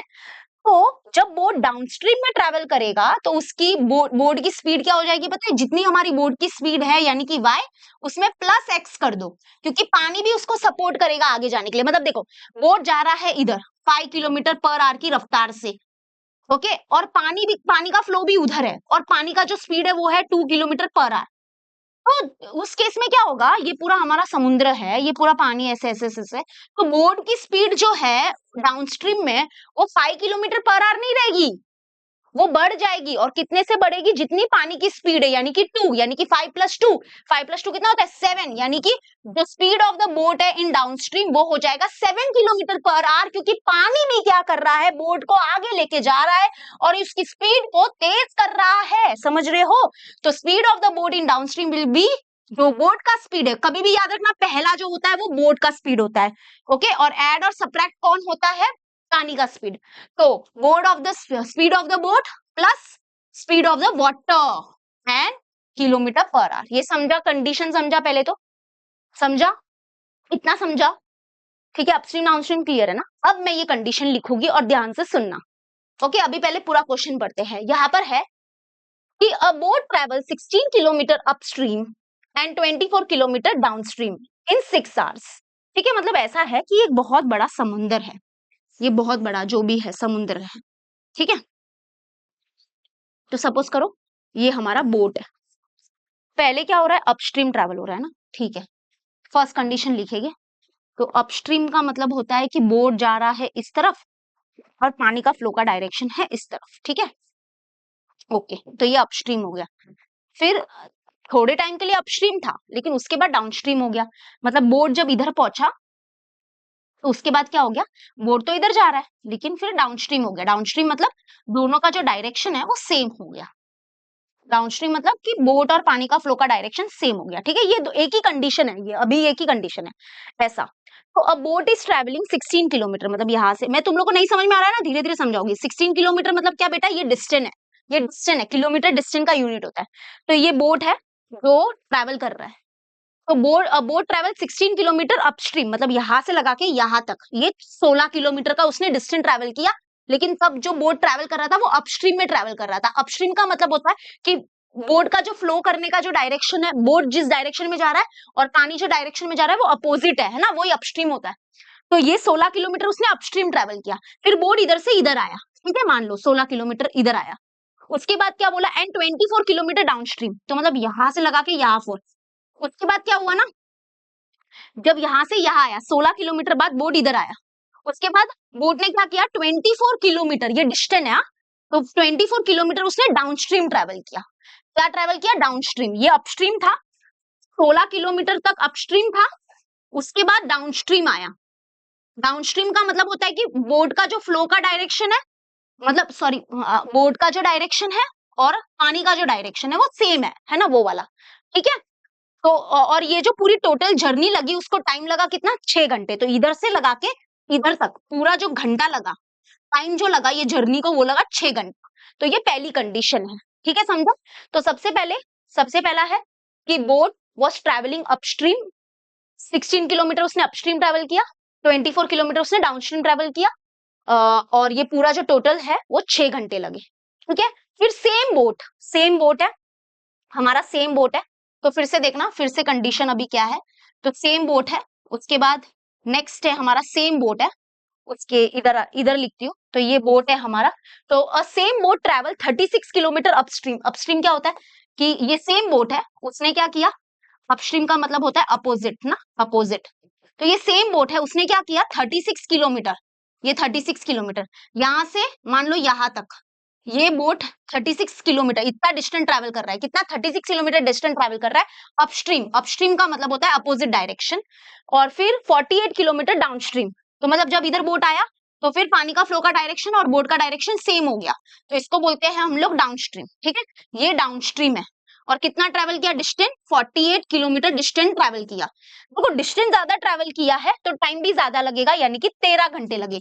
यहां से लगा के पूरा पूरा यहां तक, बोर्ड को इधर से लगा के इधर तक जाने को लगे 13 घंटे। ठीक है, तो हम लोग को क्या फाइंड करना है, हमको फाइंड करना है, find the speed of the water current, पानी का स्पीड क्या है, and speed of the boat in still water. Still water मतलब ठहरे हुए पानी में, रुका हुआ पानी। तो मतलब बेसिकली दो चीजें फाइंड करनी है, पानी कौन से रफ्तार से चल रहा है और बोर्ड कौन से रफ्तार से चल रही है, वो फाइंड करो। तो सबसे पहले क्योंकि वाटर है पहले, तो हम लोग कभी भी पहले लेंगे वाटर के लिए कि लेट ले लेते हैं कि जो स्पीड है वाटर करंट का, जो स्पीड है वाटर का वो ले लेते हैं हम लोग x किलोमीटर पर आवर, और जो स्पीड है बोट का, जो स्पीड है बोट का वो हम लोग ले लेते हैं y किलोमीटर पर आवर। समझा, पहले तो इतना समझ लो। Let I explain you again. यहाँ पे स्पीड फाइंड करनी है, तो हम लोग पहले तो क्या करेंगे, पानी का स्पीड ले रहे हैं x क्योंकि वो पहले है इसलिए, और बोट का स्पीड ले रहे हैं y। तो पानी का स्पीड लिया है x किलोमीटर पर आवर और बोट का स्पीड लिया है y किलोमीटर पर आवर। ठीक है, समझा इतना, समझा इतना। दोनों कंडीशन को मैंने एकदम मैथमेटिकली आपको समझाया है, मतलब अब समझा रही। तो अभी आपके दिमाग में ये आ रहा होगा कि मिस इक्वेशन कैसे बनेगा यार, इक्वेशन बना के दिखाओ ना मिस, ये तो कुछ समझ में ही नहीं आ रहा है हमको। तो मैं आपको बताती हूँ इक्वेशन, मैंने है ना ये ना अपने ये जो 1.5 प्रैक्टिस सेट है ना, उसका लास्ट वाला जो क्वेश्चन है ना, विशाल वाला क्वेश्चन, विशाल वाले क्वेश्चन में भी मैंने एक्सप्लेन किया था कि जो कंडीशन बनेगा ना वो कैसे बनेगा पता है, यहाँ पे कंडीशन टाइम का बनेगा। क्योंकि इन लोग ने टोटल बोला है कि मतलब कि देखो इन लोग ने क्या बोला है कि बोट पहले क्या कर रहा था, 16 किलोमीटर ये डिस्टेंस है, मतलब 16 किलोमीटर वो अपस्ट्रीम ट्रेवल किया, फिर 24 किलोमीटर वो डाउनस्ट्रीम ट्रेवल किया, और ये टोटल जर्नी को जो लगा वो 6 घंटे लगे। मुझे एक बात बताओ, बात बताओ, देखो कंडीशन कितना प्यार से बनेगा ना, तुम लोग भी खुश हो जाओगे। मुझे एक बात बताओ, इन लोग ने क्या बोला कि टोटल 6 घंटे लगेंगे, है ना, टोटल 6 घंटे लगे। अच्छा ठीक है, इन लोग ने टोटल तो बता दिया कि यहां से लगा के यहां तक 6 घंटे लगेंगे, लेकिन इन लोग ने ये क्यों नहीं बताया कि जो बोट था अपस्ट्रीम में कितने टाइम तक था, मतलब जब वो इधर से इधर तक आया, मतलब 16 किलोमीटर वो अपस्ट्रीम ट्रेवल किया ना, तो इधर से जब इधर तक आया तो उसने कितना टाइम लगाया, 6 घंटे में से वो अपस्ट्रीम में कितने घंटे था और डाउनस्ट्रीम में कितने घंटे था, वो बताओ। क्योंकि उन दोनों को जोड़ोगे तो के आएगा, है ना। तो वही हमारा कंडीशन है कि मतलब कि जो time taken in upstream plus time taken in downstream and that is equal to 6 hours, ये हमारा पहला कंडीशन बनेगा। ठीक है, फर्स्ट इक्वेशन बन जाएगा। वैसे ही सेकंड क्या था, सेकंड हमारा ये था कि बोट ये तो ये क्या है पता है बेटा, ये डिस्टेंस है, ये डिस्टेंस है और ये टोटल टाइम है। तो जो टोटल चीज होती है ना उसके कभी भी टुकड़े करने के कंडीशन वहां से ही बनता है, जो मैथमेटिकल इक्वेशन है वो वहां से ही बनेगा। तो यहाँ पे बोला 36 किलोमीटर बोट ने ट्रैवल किया अपस्ट्रीम और 48 किलोमीटर उसने ट्रैवल किया डाउनस्ट्रीम, और इस जर्नी को टोटल लगे 13 घंटे। ठीक है, टोटल तो इन लोग बता देते हैं कि टोटल लगे हैं 13 घंटे, लेकिन ये तो बता कि वो अपस्ट्रीम में कितने टाइम तक था बोट और डाउनस्ट्रीम में कितने टाइम तक था, मतलब 13 घंटे में से अपस्ट्रीम कितने घंटे था बोट, डाउनस्ट्रीम वो कितने घंटे ट्रैवल किया उसने, फिर दोनों का एडिशन तो 13 आ रहा है, वो हमको पता है। ये कंडीशन नंबर 2 हो गया। तो समझा, कंडीशन बनेगा टाइम का। सब लोग अपने नोटबुक में, सब लोग अपने नोटबुक में प्लीज लिख दो कि कंडीशन जो बन रहा है यहाँ पे वो टाइम का बन रहा है। अभी टाइम का कंडीशन बन रहा है तो वो कैसे निकालेंगे वो, तो देखो हमारे पास एक बहुत प्यारा फॉर्मूला है, और वो फॉर्मूला है distance is equal to speed, actually में रुको, हाँ फॉर्मूला है speed is equal to distance upon time. ये फॉर्मूला है, यस और no in the comment section.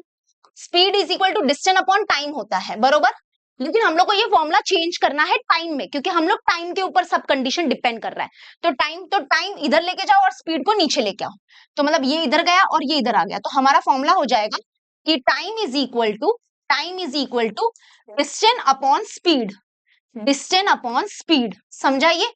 तो मतलब टाइम मिल जाएगा। तो हम लोग के पास एक फॉर्मूला है, एंड वो फॉर्मूला है, ये साइड में रखो इसको, हमारे पास फॉर्मूला है time is equal to distance upon speed, ठीक है।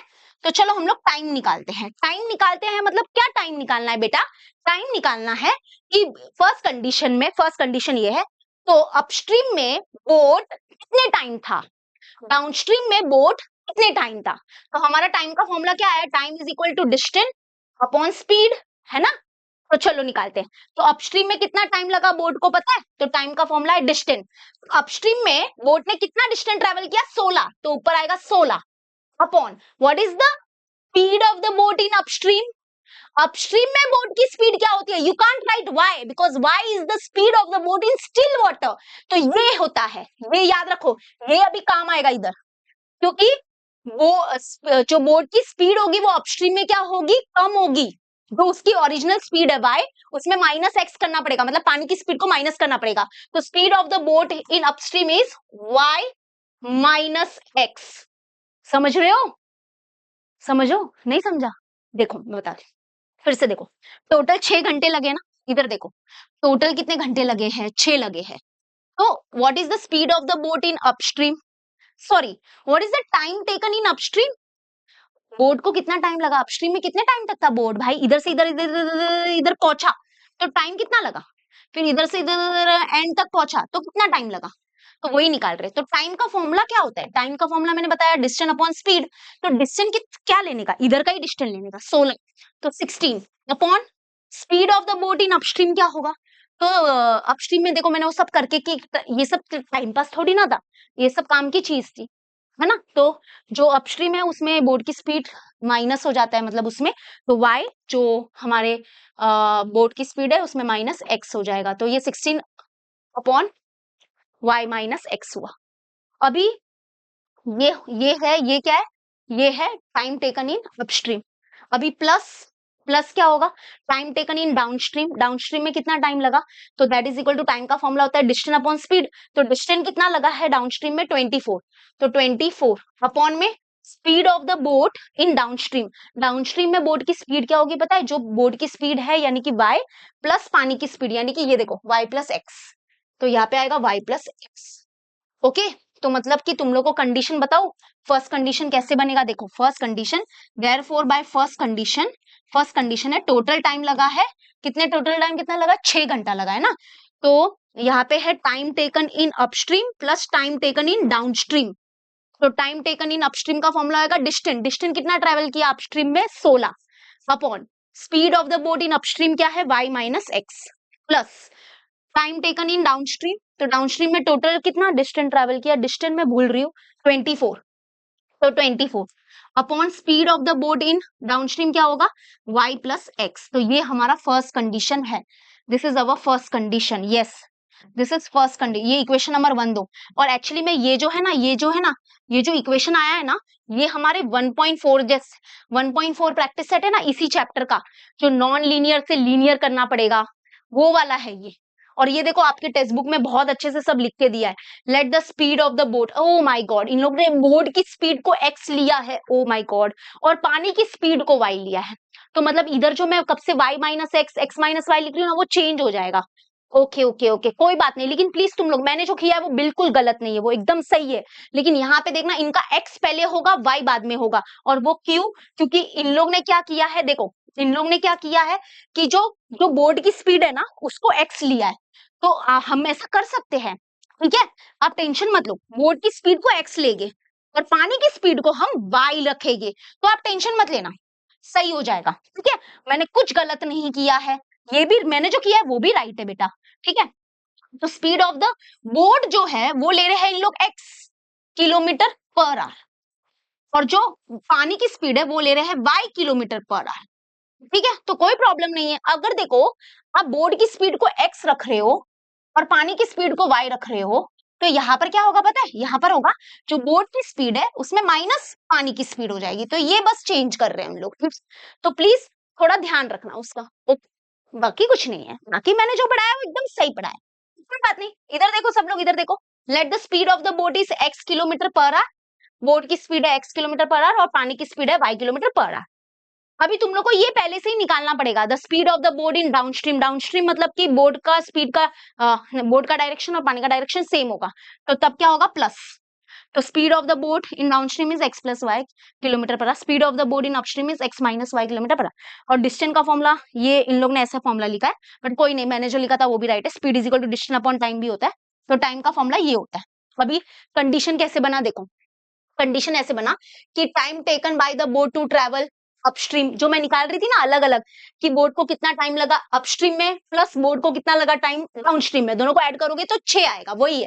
तो पहला कंडीशन है कि बोट ट्रेवल कर रहा था, स्पीड का टाइम का फॉर्मूला क्या होता है, डिस्टेंस अपॉन स्पीड, तो distance upon speed plus distance upon speed is equal to 6, पहला कंडीशन। सेकंड कंडीशन को बना के दिखाओ, देखो सेकंड कंडीशन को बना के दिखाती हूँ।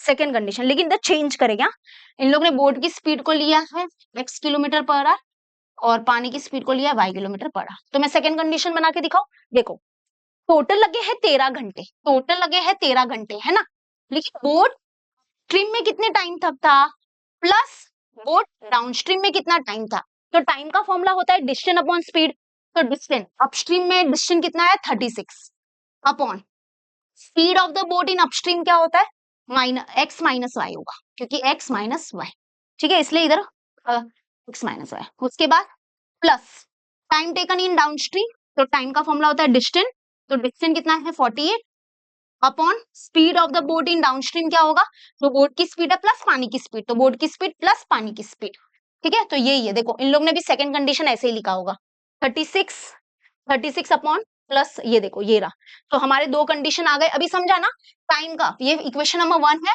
ये इक्वेशन नंबर 2 है।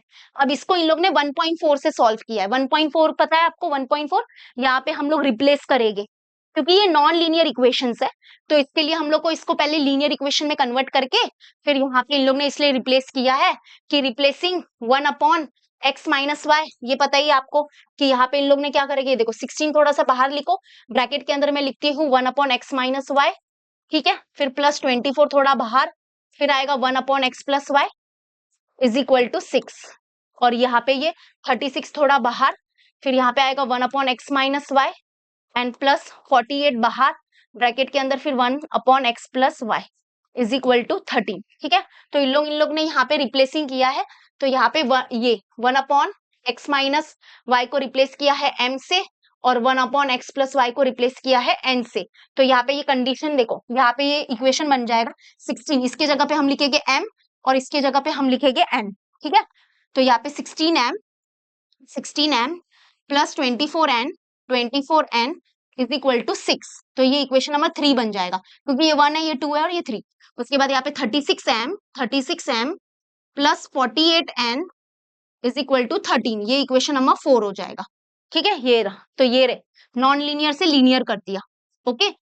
अभी यहाँ पे इसको सॉल्व करेंगे, सॉल्व कैसे करोगे, एलिमिनेशन मेथड है ना, एलिमिनेशन मेथड से सॉल्व करो, तो यहाँ पे m और n की वैल्यू मिल गई, बट हमारा टारगेट m और n नहीं है, हमारा टारगेट x और y है, x और y फाइंड करना है। तो इन लोग ने कैसे सॉल्व किया होगा पता है, 24 टूजा है ना 48 होता है, क्योंकि हम लोग को देखो इसको एलिमिनेशन मेथड से मैं सॉल्व करके दिखा रही हूँ, तो यहाँ पे कोई भी दो में से एक वेरिएबल का कोएफिशिएंट सेम करना होगा, तो हम n का सेम करते हैं, वो इजी पड़ेगा, क्योंकि 24 टूजा 48 होता है, ठीक है।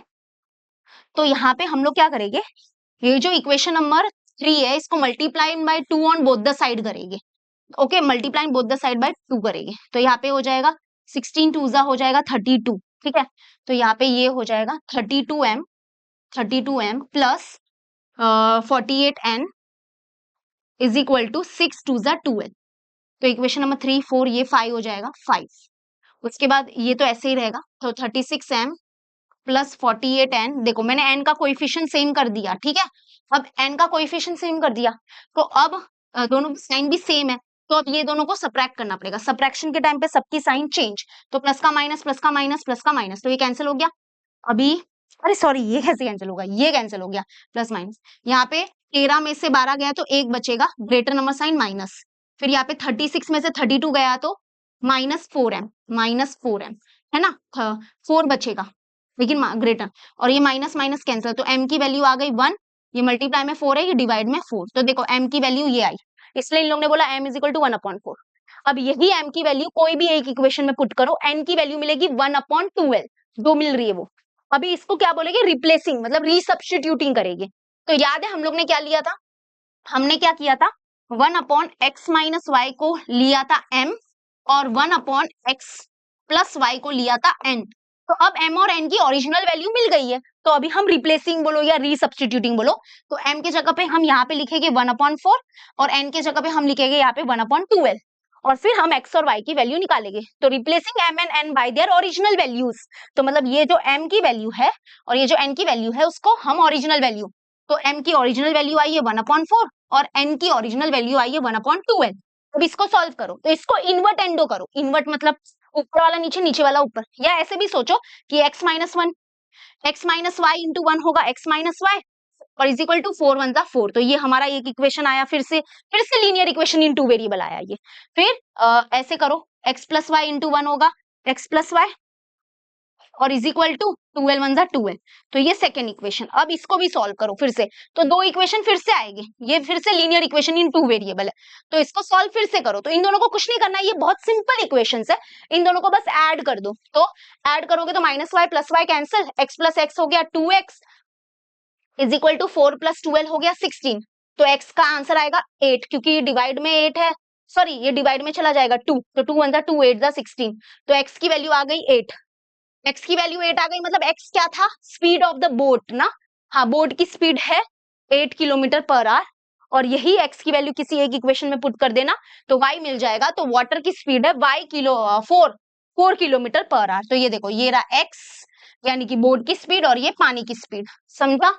तो ये थोड़ा सा लेंदी लग गया है ना, थोड़ा लेंदी हो गया, बस तुम लोग को एक हिंट फिर से दे देती हूँ कि यहाँ पे जो कंडीशन बनेगा ना वो टाइम का बनेगा, टाइम, क्योंकि इन लोग ने टोटल टाइम दिया था 6 घंटे, है ना, पूरा 6 घंटा लगा, लेकिन हमको ये पता होना चाहिए कि अपस्ट्रीम में कितना टाइम लगा प्लस डाउनस्ट्रीम में कितना टाइम लगा, and that is equal to 6।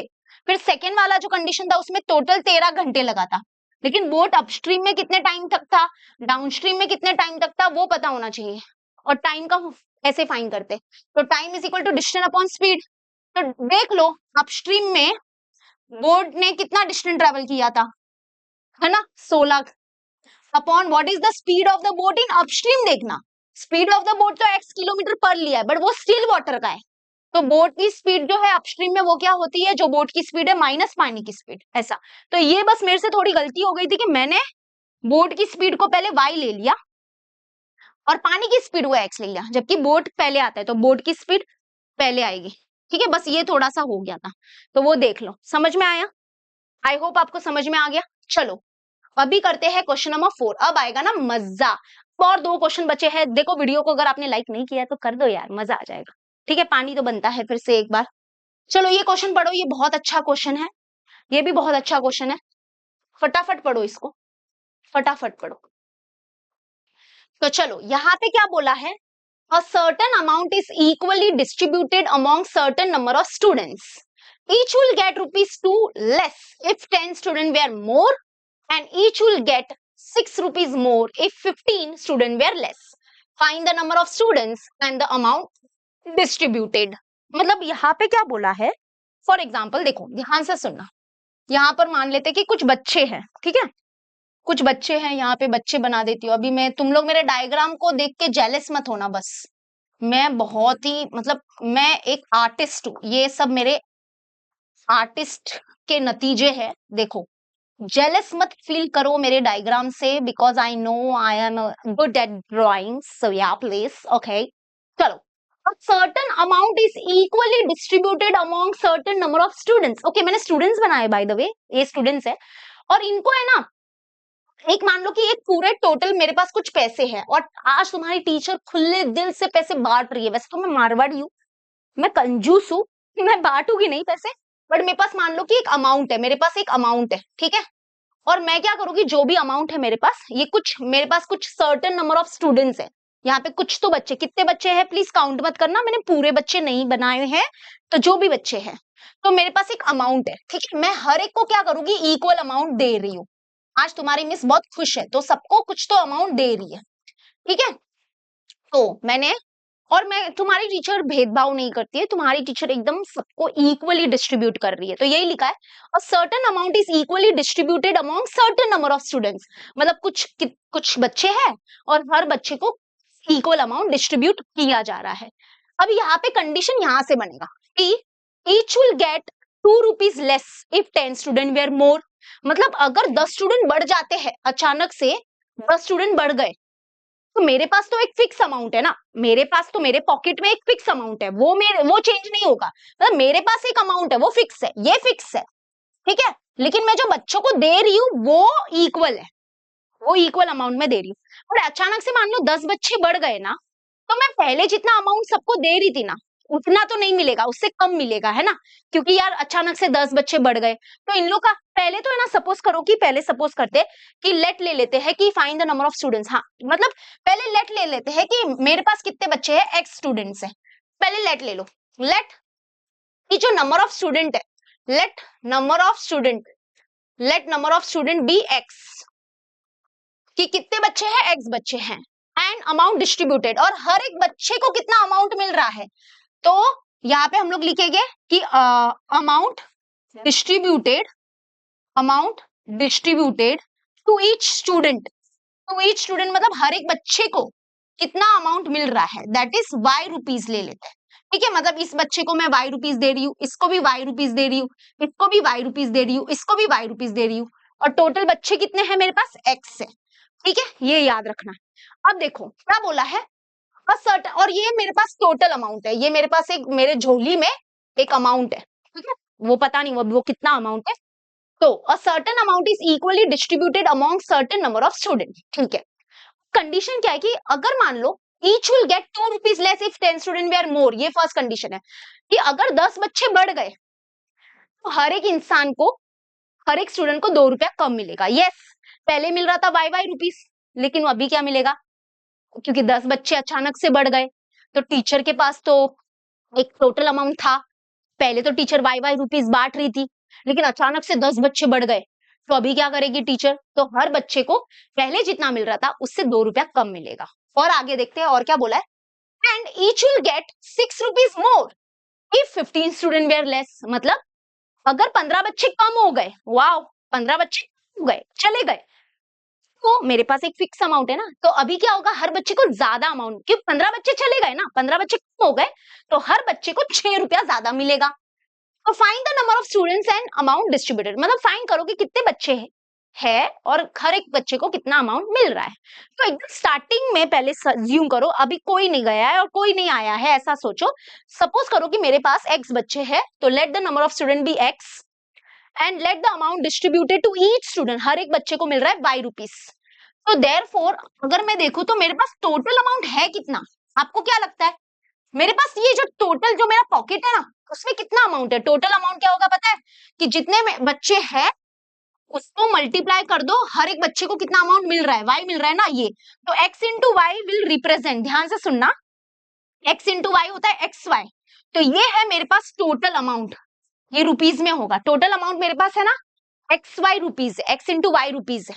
अब जैसे एग्जांपल लो, जैसे सपोज करो फॉर एग्जांपल, देखो मैं तुम लोग को एक एग्जांपल देती हूँ, जैसे मान लो कि मेरे पास है ना 5 बच्चे हैं, मेरे पास 5 स्टूडेंट है, और हर एक बच्चे को मैं 10 रुपया दे रही हूँ, हर एक बच्चे को मैं ना 10-10 रुपया दे रही हूँ, तो तुम लोग मुझे बताओ कि मेरे पास झोली में, मेरे झोली में कितने पैसे थे टोटल, देखो 5 बच्चे हैं और हर एक बच्चे को मैं 10 रुपया दे रही हूँ, तो मतलब टोटल अमाउंट मेरे पास कितना था पता है, 50 रुपया था ना, ये 50 रुपया था मेरे पास, ठीक है, ये मेरे पास टोटल अमाउंट है, और टोटल अमाउंट कैसे आता है पता है, जितने भी नंबर ऑफ स्टूडेंट है उसको मल्टीप्लाई कर दो कि हर बच्चे को कितना अमाउंट मिल रहा है, 10 ना, तो 5 इंटू 10 रिप्रेजेंट करेगा 50, यानी कि ये रिप्रेजेंट कर रहा है कि मेरे पास टोटल अमाउंट कितना है, तो टोटल अमाउंट मेरे पास 50 रुपया है और 5 बच्चे हैं, तो हर एक बच्चे को कितना मिला, 10 मिला, तो वैसे ही अज्यूम करो कि टोटल स्टूडेंट है मेरे पास एक्स, और हर एक बच्चे को मैं दे रही हूँ वाई रुपीस।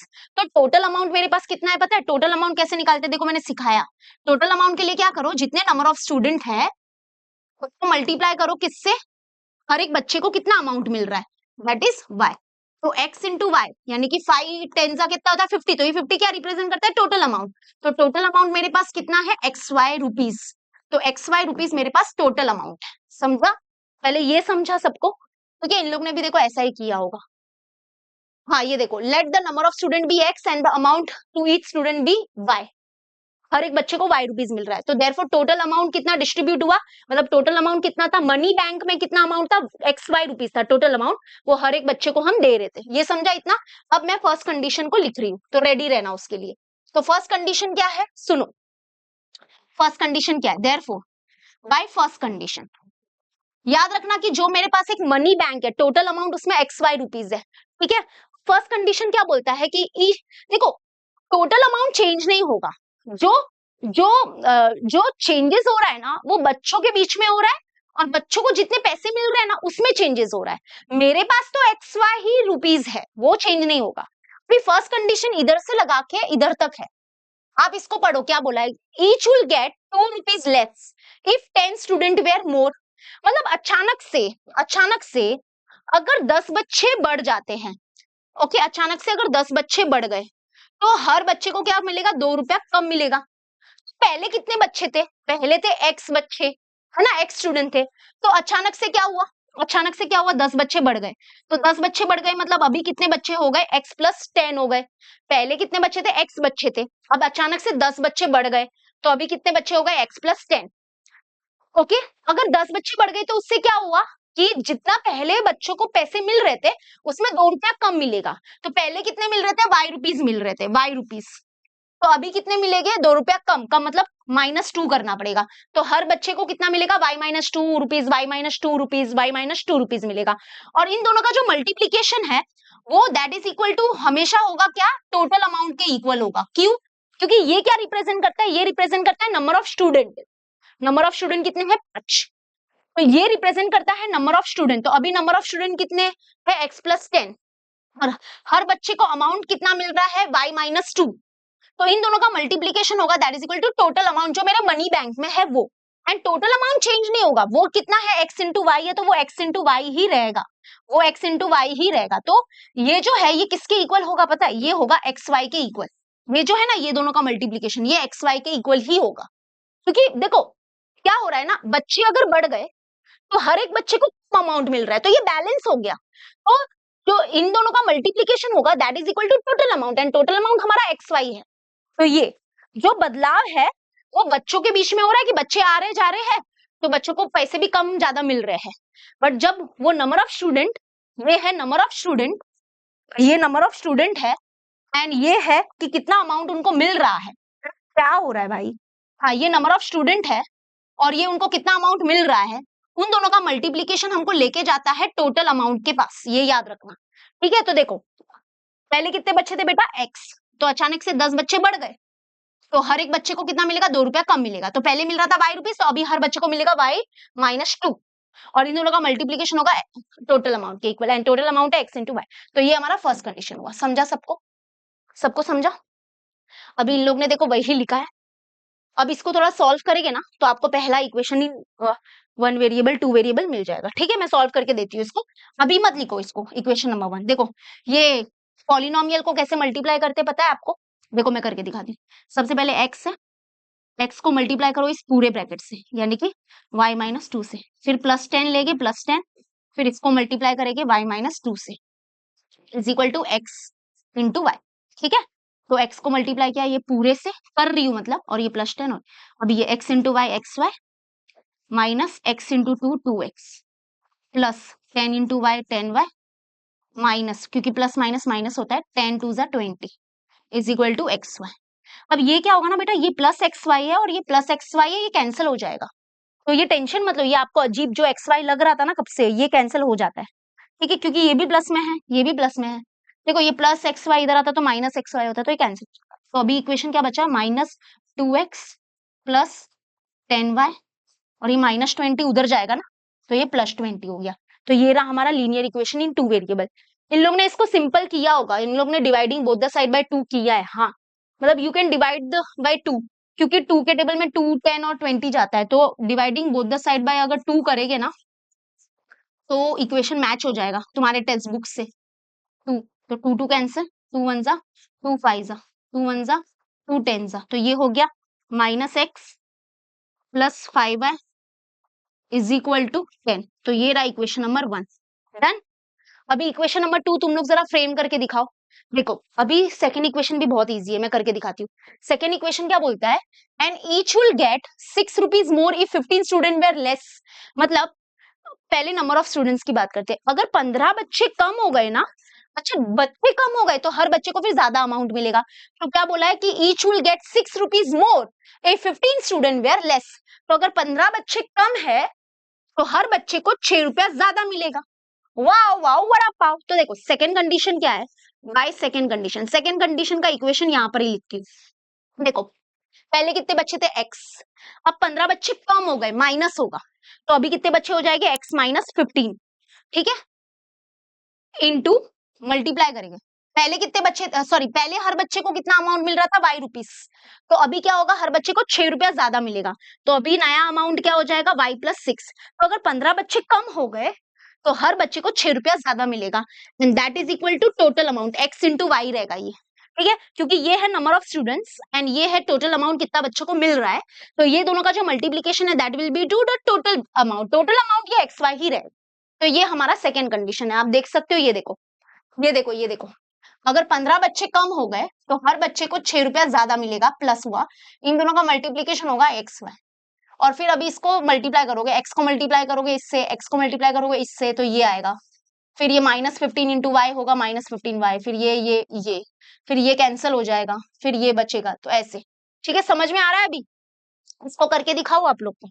ये देखो x को मल्टीप्लाई करोगे ये पूरे ब्रैकेट से, तो x ब्रैकेट के अंदर लिखने का मैं एक स्टेप एक्स्ट्रा लिख रही हूँ आपके टेक्स्ट बुक से, माइनस 15 को मल्टीप्लाई करेंगे y प्लस 6 से is equal to x y, तो ये हो गया x into y x y plus x into 6 ये minus 15y minus 15y minus plus हो गया माइनस, 15 सिक्सा होता है 90 is equal to x y, तो ये एक्स वाई कैंसिल, तो ये यहाँ पे बचेगा 6x, फिर ये माइनस 15y और ये माइनस 90 उधर गया तो प्लस 90, और सबसे इंपॉर्टेंट है ये तीनों जाते हैं 3 के टेबल में, तो dividing both the side bye 3 कर दो,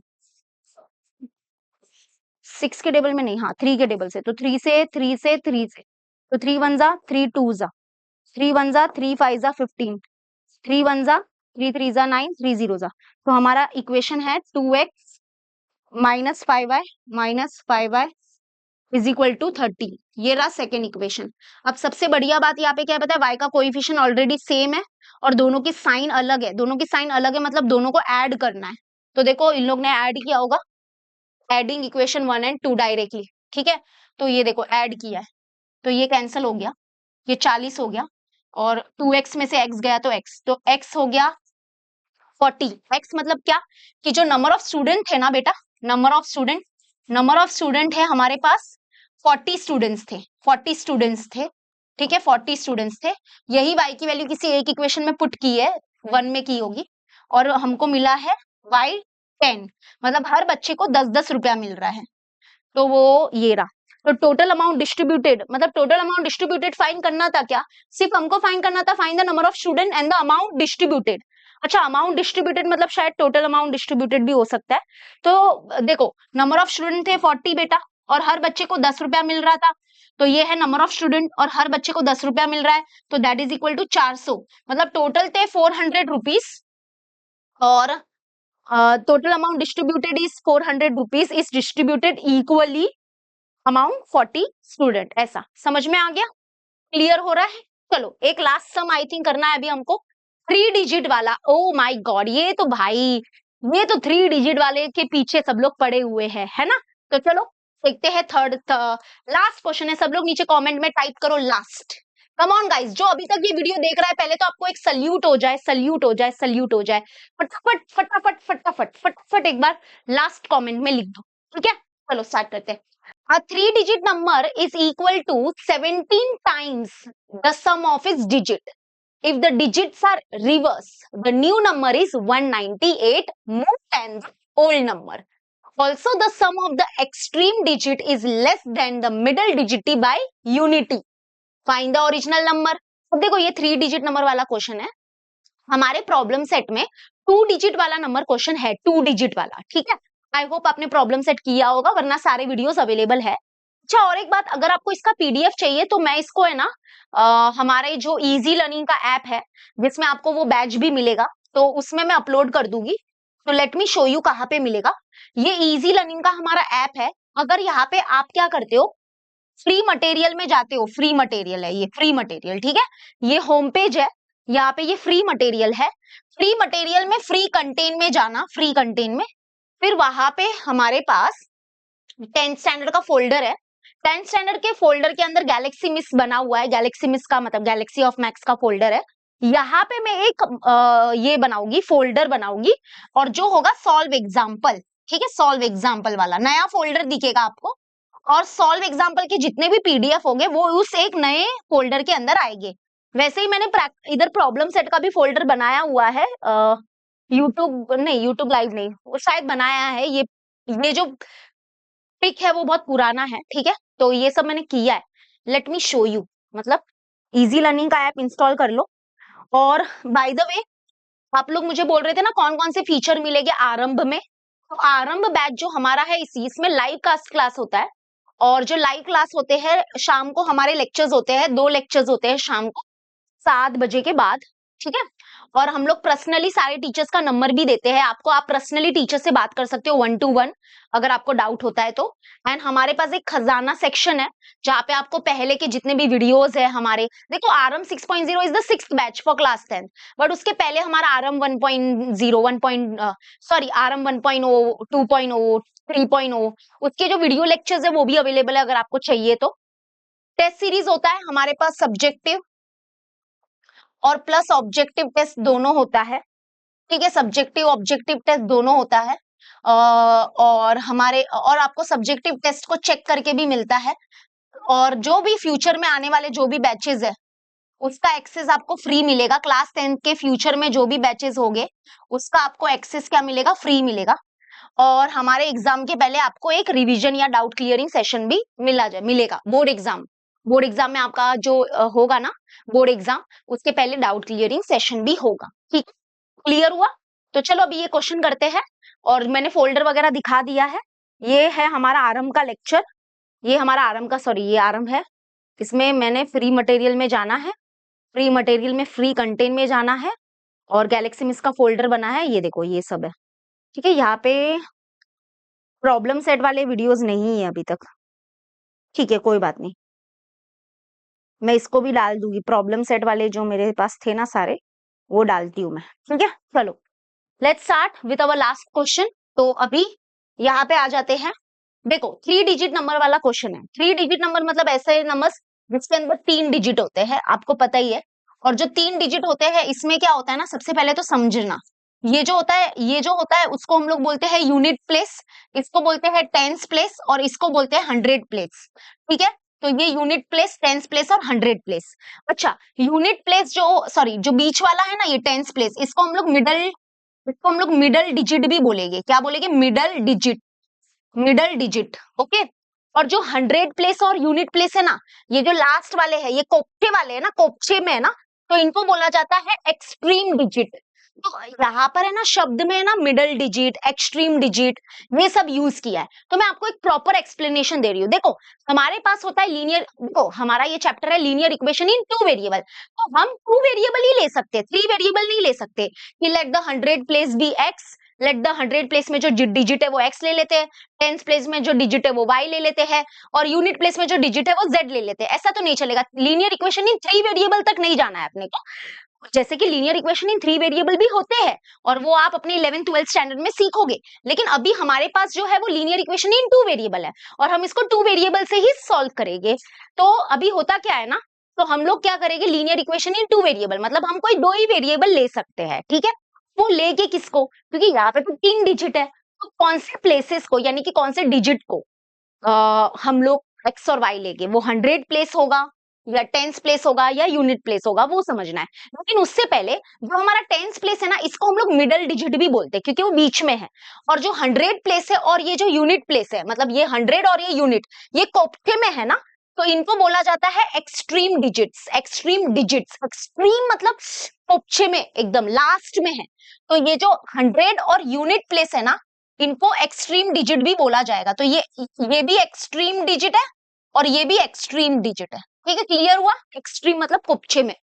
अब सबसे पहले तो हम लोग जो एक्स और वाई लेंगे बेटा, वो 100 और यूनिट को लेंगे, मतलब एक्सट्रीम वाले डिजिट को लेंगे।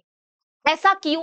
क्योंकि मिडल डिजिट जो है ना, मतलब टेंस वाला जो है ना, वो ऑटोमेटिकली मिल जाएगा। क्योंकि आप पहले तो देखो, कंडीशन लिखना is not the target, condition हम बाद में बनाएंगे। पहला स्टेप तो हमारा ये होगा कि 100 प्लेस में जो डिजिट है वो कौन है, टेंस प्लेस में जो डिजिट है वो कौन है, और यूनिट प्लेस में जो डिजिट है वो कौन है, वो पहले हम लोग फाइंड करेंगे। उसके बाद कंडीशन लिखी जाएगी। कंडीशन उसके पहले नहीं लिख सकते हम लोग। तो यहाँ पे सबसे पहले हम लोग लेट ले लेते हैं कि जो 100 प्लेस में जो डिजिट है वो एक्स है और यूनिट प्लेस में जो डिजिट है वो वाई है। तो आप बोलोगे मिस मिडल डिजिट क्या होगा फिर? तो वो यहाँ पे दिया है, आपको है ना लास्ट में पढ़ना है, लास्ट का पढ़ना है। ये देखो, ये वाला पढ़ो। The sum of extreme digit is less than the middle digit by unity. तो ये जो लास्ट में लिखा है ना, वो हमको मिडल डिजिट तक लेके जाएगा। ओके, तो देखो ध्यान से सुनना, आराम से सुनना। तो पहले हम लोग है ना, पहले लेट ले लो। लेट की जो 100 प्लेस में जो डिजिट है, ठीक है, लेट जो 100 प्लेस है, जो 100 प्लेस है, इसमें जो डिजिट है वो हमने ले लिया है x।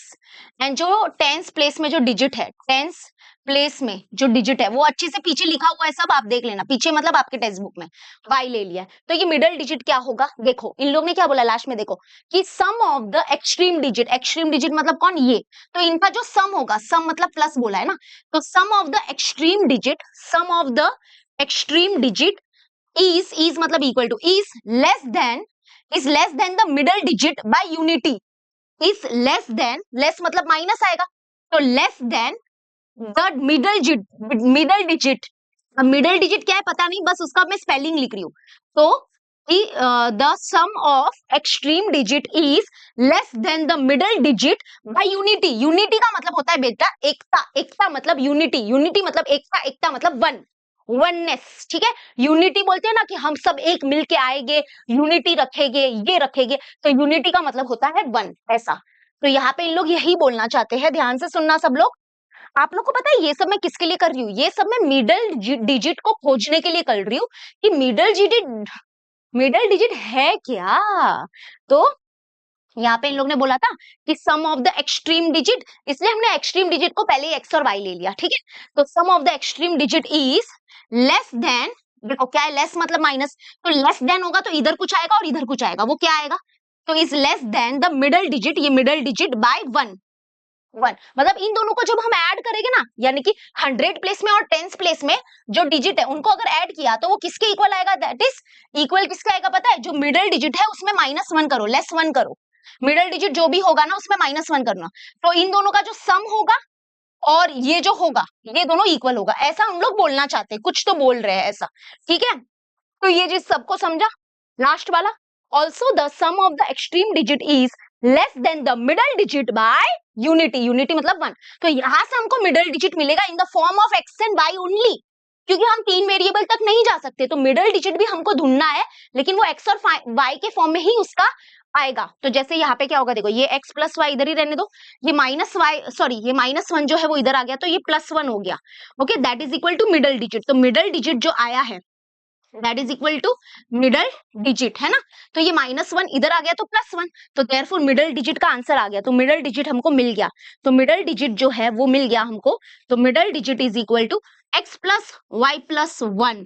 तो यहाँ पर आएगा मिडल डिजिट है x प्लस वाई प्लस 1। ये देखो, तुम लोग देखो तुम्हारे बुक में भी वही लिखा है, ये देखो 100 प्लेस को x लेना, यूनिट प्लेस को y लेना, और जो मिडल डिजिट है यानी कि जो टेंस प्लेस है वो होगा x प्लस वाई प्लस 1। कैसे आया वो? ये लास्ट की कंडीशन को रीड करो, लास्ट की कंडीशन को रीड करना। इन लोग ने बोला था कि sum of the extreme digit is less than the middle digit by 1। तो मिडल डिजिट क्या होगा? तो -1 इधर आ गया तो +1 हो गया, तो मिडल डिजिट होगा x प्लस वाई प्लस 1।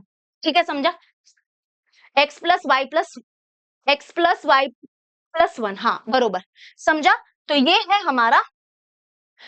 हमारा 3 डिजिट नंबर, मतलब ये 3 डिजिट नंबर है, उसके 100 प्लेस में x है, 10 प्लेस में ये है और यूनिट प्लेस पे ये है।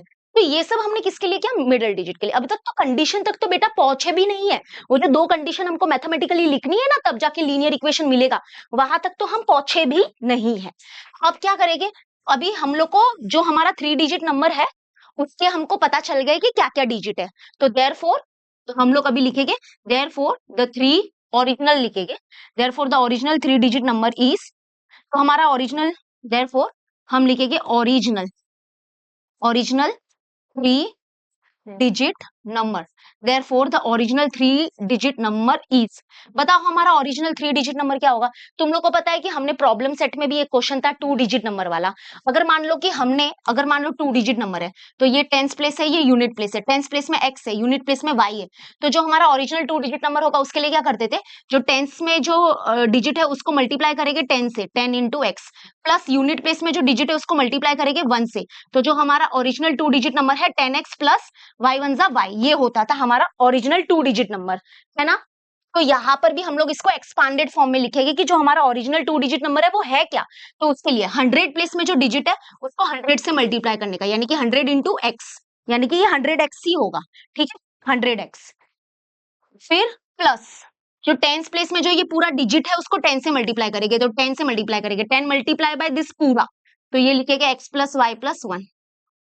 और फिर प्लस यूनिट प्लेस में जो डिजिट है उसको मल्टीप्लाई करेंगे 1 से, ऐसे, ठीक है, y प्लस वाई इंटू 1 बोलो, 1 इंटू वाई।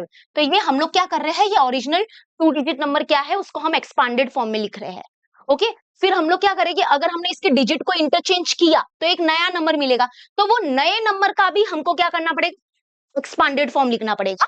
उसके बाद ही हम ये कंडीशन लिख पाएंगे, क्योंकि जो कंडीशन है ना वो ओरिजिनल नंबर और न्यू नंबर के बीच में है एक कंडीशन। तो ये सब व्यवस्था पहले से ही करके रखो, उसके बाद कंडीशन लिखते हैं। तो पहली व्यवस्था हमने मिडिल नंबर के लिए की कि मिडिल नंबर ढूंढना।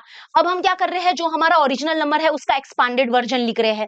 फिर हम लोग इसके डिजिट को इंटरचेंज करेंगे, तो जब हम डिजिट को इंटरचेंज करेंगे तो हमको एक नया नंबर मिलेगा, और वो जो नया नंबर होगा उसका भी एक्सपांडेड वर्जन लिखना होगा, एक्सपांडेड फॉर्म लिखना होगा, उसके बाद ही हम कंडीशन लिख पाएंगे, ठीक है।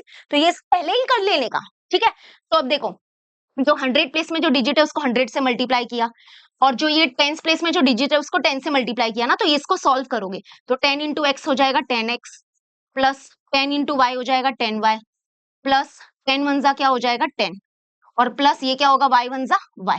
अभी यहाँ पे लाइक टर्म्स को सॉल्व करो, यानी कि एक्स एक्स वाले टर्म सॉल्व करो, तो 100 प्लस 10 क्या हो जाएगा, 100 plus 10 110x, okay, plus 10y plus y, 10y plus 1y है, 10 प्लस 1 11y, और ये प्लस 10 हो जाएगा, ठीक है। तो ये हमारा ओरिजिनल 2 डिजिट नंबर है, इसको याद रखना, क्योंकि देखो अगर x और y की वैल्यू मिल जाएगी ना तो हमको हमारा original, sorry original 3 digit number है, तो ओरिजिनल 3 डिजिट नंबर मिल जाएगा। अभी हम लोग क्या करेंगे, if we interchange the digit, if we interchange the digit, तो therefore the new number is, तो therefore जो हमारा न्यू नंबर होगा, न्यू नंबर जो होगा वो क्या हो जाएगा बताओ।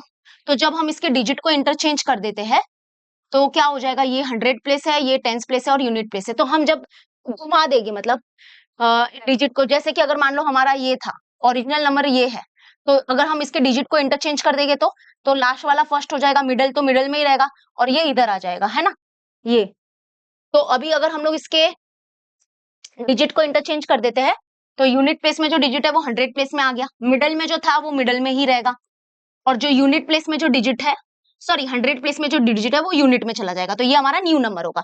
अभी न्यू नंबर का भी एक्सपांडेड फॉर्म लिखना पड़ेगा, तो इसके लिए क्या करेंगे, जो 100 में जो डिजिट है उसको, 100 प्लेस में जो डिजिट है उसको 100 से मल्टीप्लाई करेंगे, तो 100y, प्लस 10 प्लेस में जो डिजिट है उसको 10 से मल्टीप्लाई करेंगे, ठीक है, 10 से मल्टीप्लाई करेंगे, और यूनिट प्लेस में जो डिजिट है उसको 1 से मल्टीप्लाई करेंगे, तो x इंटू 1 1 इंटू एक्स एक ही होता है, तो ये हो गया 100y, ये ऐसे ही रहेगा, और प्लस इनको सब सॉल्व करेंगे तो 10 इंटू एक्स 10x, 10y और ये 1, तो ये हो गया 10x plus 10y plus 10 one जा 10, और फिर ये 1 इंटू एक्स होगा x। लाइक टर्म्स को सॉल्व करेंगे तो पहले x वाला टर्म लिख देती हूँ क्योंकि x वाला अच्छा रहेगा, 10x plus 1x, 10 plus 1 11x, ठीक है, ये सॉल्व हो गया, और ये 100y और 10y, 100 और 110y, और फिर प्लस होगा ये 10, ठीक है, तो ये हमारा है न्यू नंबर। ऑब्वियसली यहाँ पे अगर आप देखोगे ना, तो यहाँ पे y जो है वो x से रिप्लेस हुआ है और x जो है वो y से रिप्लेस हुआ है, ऐसा हुआ। ठीक है, डन, ये हो गया। तो ये हमारा ओरिजिनल 2 डिजिट नंबर है, ये हमारा ओरिजिनल 2 डिजिट नंबर है, और ये हमारा न्यू नंबर है, ये याद रखना। अभी हम कंडीशन लिखते हैं। Are you guys ready? तो देखो, 3 चीजें पहले ही कर लेना ये क्वेश्चन में। सबसे पहले मिडिल डिजिट की खोज करना। देखो, 100 प्लेस में जो डिजिट है उसको x लिया, यूनिट प्लेस में जो डिजिट है उसको y लिया। ठीक, जो मिडिल डिजिट है वो कैसे आया? लास्ट में कंडीशन दी थी कि sum of the extreme digit is equal to less than the middle digit by unity. तो इधर से मिडिल डिजिट लाया, मिडिल, तो ये -1 उधर गया तो +1, तो मिडिल डिजिट आया। उसके बाद हमने इसका एक्सपांडेड फॉर्म लिखा, इसका भी एक्सपांडेड फॉर्म लिखा। अब मैं आपको 2 कंडीशन फटाफट लिख के बताती हूँ और मेरा काम हो जाएगा टर्म। चलो, फर्स्ट कंडीशन क्या बोलता है? फर्स्ट कंडीशन पढ़ो, फर्स्ट कंडीशन पढ़ो सब लोग, कमेंट में बताइए क्या बोला है। ये देखो, जो the 3 digit number is equal to 17 times, times का मतलब होता है multiply, is equal to 17 times the sum of its digit. मतलब फर्स्ट कंडीशन जो है वो कंप्लीटली 3 डिजिट नंबर के ऊपर है, न्यू नंबर के ऊपर कुछ नहीं है, तो यही है। इन लोग ने बोला है कि जो हमारा 3 डिजिट नंबर है ना, तो 3 डिजिट नंबर ये है, हाँ ध्यान रखना। तो इन लोग क्या बोल रहे हैं कि जो हमारा 3 डिजिट नंबर है ना, तो जो हमारा 3 डिजिट नंबर है और वो है ये पूरा इतना आपको लग रहा है कि कितना बड़ा है यार, लेकिन एक्चुअली में ये बड़ा नहीं है। जब x और y की वैल्यू आ जाएगी और जब इसमें पुट करेंगे ना और सबको सॉल्व करेंगे, तो ये एक ही नंबर होगा और वो 3 डिजिट नंबर होगा, एक नंबर होगा वो। तो जो हमारा ये 3 डिजिट नंबर है, दैट इज क्या लिखा है? The 3 digit number is equal to 17 times, तो 17 और times multiply 17 times the sum of its digit. तो सम ऑफ इट्स डिजिट मतलब कि ये उसके सिंगल सिंगल डिजिट। तो यहाँ पे 100 प्लेस में जो डिजिट है प्लस, टेंस प्लेस में जो डिजिट है प्लस, यूनिट प्लेस में जो डिजिट है वो। तो जो हमारा 3 डिजिट नंबर है, मतलब ये the 3 digit number is 17 times the sum of its digit, यानी कि जो इसके डिजिट है ना, सिंगल सिंगल डिजिट वो। तो यानी कि यहाँ पे क्या आएगा? ये जो मैंने 3 यहाँ पे अंडरलाइन किए ना, वहां पे ये आएगा। एक जगह आएगा x और यहाँ पे आएगा, यहाँ पर आएगा x प्लस वाई प्लस 1 और यहाँ पे आएगा y। ऐसा समझ रहे हो? मेरी भावनाएं पहुंच रही है आपके पास? तो यहाँ पे ये छोटा कर देती हूँ, और ये सब भी छोटा कर देती हूँ, ताकि मैं अभी आपको थोड़ा सा कंडीशन लिख के बता सकूं इसी पेज में। ओके, तो देखो ये है the 3 digit number, the 3 digit number is 17 times the sum of its digit. तो इसके डिजिट क्या है? 100 प्लेस में डिजिट है x, प्लस टेंस प्लेस में जो डिजिट है, क्योंकि बीच में प्लस ही है ना, तो मैं ब्रैकेट नहीं लगा रही हूँ, ठीक है, और यूनिट प्लेस में जो डिजिट है वो y। समझा? 17 times the sum of its digit. देखो, इन लोग ने भी वही लिखा है, यहाँ पे बोला है कि द 3 डिजिट नंबर, ये हमारा 3 डिजिट नंबर नहीं, हाँ ये रहा, हाँ ये देखो कि जो 3 डिजिट नंबर है, यानी कि जो गिवन नंबर है that is 17 times the sum of its digit. तो ये हमारा 3 डिजिट नंबर है that is equal to 17 times, और ब्रैकेट के अंदर आएगा सम ऑफ इट्स डिजिट। तो अभी तक मैंने उनको ऐड नहीं किया है ना, मैं इनको ऐड करती हूँ, रुको। देखो, ये द 3 डिजिट नंबर, ये हमारा 3 डिजिट नंबर है that is equal to 17 times the sum of its digit. तो यहाँ पे लाइक टर्म्स को ऐड करो, x plus x 2x, y plus y हो गया 2y, और यहाँ पे ये +1 सम ऑफ इट डिजिट। तो यही पीछे है, इसलिए यही है। देखो 17 टाइम्स और ये है। अब 17 अंदर इससे मल्टीप्लाई होगा, इससे मल्टीप्लाई होगा, इससे मल्टीप्लाई होगा, फिर ये आएगा, फिर x और y वाले टर्म को साइड में करेंगे, नंबर नंबर वाले को इधर करेंगे, तो ये पहला इक्वेशन बन जाएगा। समझा? क्या बोला मैंने? समझा? तो ये है 110x प्लस 11y प्लस 10। अभी 17 को अंदर भेजो, 17 2 जा 34x प्लस ये होगा 17 2 जा 34y और प्लस 17 1 जा 17। ठीक है, अब x x वाले टर्म इधर, मतलब ये 110x, ये प्लस 34x उधर गया, फिर ये होगा प्लस 11y, ये प्लस 34y उधर गया तो माइनस 34y। ठीक है, और ये 17 इधर ही रहने दो, ये प्लस 10 उधर गया तो माइनस 10। फिर ये सॉल्व करो, ये सॉल्व करो, पीछे आंसर है ऑलरेडी, मैं छाप लेती हूँ, 76 और 23। ठीक है, 73x minus, greater number sign minus होगा ना, 23y और इज इक्वल टू ये होगा 7। ये रहा पहला इक्वेशन। आई होप आपको समझ में आ गया होगा कि ये इन लोग ने कैसे लिखा। Late me know in the comment section कि ये पहला कंडीशन आपको समझ में आया। ओके, अभी देखो सेकंड कंडीशन, कितना प्यारा कंडीशन है। सेकंड वाला कंडीशन लिखते हैं, ठीक है। सेकंड वाले कंडीशन के लिए रेडी हो सब लोग? सेकंड वाला कंडीशन के लिए रेडी हो? चलो, तो सेकंड कंडीशन देखो, सेकंड कंडीशन में न्यू नंबर आएगा। तो सेकंड कंडीशन है, if the digit are reverse, तो हमने तो पहले से रिवर्स कर दिया है, डिजिट को रिवर्स कर दिया है, और जो नया नंबर मिला था वो भी हमने सब लिख के रखा है। If the digit are reverse the new number is, तो यहाँ पे क्या बोला है कि अगर डिजिट को रिवर्स किया तो एक नया नंबर मिलेगा। The new number is what, 198, 198 more then. आपको पता है ना मैं जगह क्यों छोड़ती हूँ, क्योंकि जब भी ऐसे मोर देन लेस देन होता है तो थोड़ा जगह छोड़ के लिखने का। लेस होता तो मैं इधर माइनस डालती, तो the new number is 198 more then old number. तो यहाँ पे आए ओल्ड नंबर, कि जो हमारा नया नंबर है ना वो क्या है, 198 मोर है, किससे, ओल्ड नंबर से। तो जो हमारा ओल्ड नंबर है उसमें अगर प्लस 198 कर दोगे ना तो वो न्यू नंबर के इक्वल होगा। तो यही कंडीशन है, ठीक है। तो इधर देखो इन लोग ने वो लिखा है, the number obtain by reversing the digit, तो ये सब मैंने पहले ही कर दिया था, ठीक है। उसके बाद जो नई कंडीशन है वो इधर लिखी है। The second condition says that, कि जो हमारा, नहीं, इन लोग ने कंडीशन थोड़ा उल्टा लिखा है, ऐसे लिखना है, द न्यू नंबर इज मतलब equal to, the new number is 198 more than the old number, ठीक है। इन लोग को यार ये ऐसे लिखना चाहिए था ना, इन लोग भी है ना अलग कलाकारी है। तुम लोग मेरा सुनो बेस्ट, कि हम जब डिजिट को इंटरचेंज कर देते हैं, सॉरी रिवर्स कर देते हैं, तो जो नया नंबर मिला, मतलब इसकी बात हो रही है, तो ये नया नंबर है, नया नंबर ये है, ठीक है, 11x प्लस 110y प्लस 10। तो जो नया नंबर है that is equal to 198 more than the old number, और ओल्ड नंबर है ये वाला, that is 110x plus 11y plus 10। समझा। अब वही सीन है, एक्स एक्स वाले टर्म एक तरफ कर दो, वाई वाई वाले टर्म एक तरफ कर दो। तो इन लोग ने कैसा किया है देखो, तो इन लोग ने कैसा किया है, ओके, इन लोग ने ठीक है समझा। तो इन लोग को ऐसा हुआ है कि ये देखो, अगर मैंने 110x को इधर लाया, ये प्लस में है ना तो ये माइनस में आएगा, तो ये क्या होगा ना कि हमारा आंसर x का माइनस में आएगा। तो इन लोग ने, आपको मैं क्या करती हूँ, मैं काम करती हूँ 110x को इधर ही रहने दो, ये प्लस 11x उधर गया तो माइनस 11x, फिर ये प्लस 11y इधर ही रहने दो, ये प्लस 110y उधर गया तो माइनस 110y, ठीक है। तो इन दोनों को इधर ही रखा और ये x और y को इधर बुलाया। अब ये देखो, ये प्लस 10 तो कैंसिल हो गया क्योंकि इक्वल है, तो ये प्लस 10 कैंसिल, तो ये प्लस 198 इधर आया तो माइनस 198 हो जाएगा। समझा आपको, मतलब देखो अगर आपको ये दोनों को इधर शिफ्ट करना था तो भी चलेगा, वैसे रॉन्ग नहीं होता, बट मैं आपके पीछे का जो हमारे टेक्स्ट बुक का आंसर है वो मैच कर रही। तो ये 110x है, ये प्लस है, इधर क्या तो माइनस, ये 11 इधर ही है, ये प्लस है, ये माइनस, और 10 कैंसिल हो गया, 1 इधर आ गया।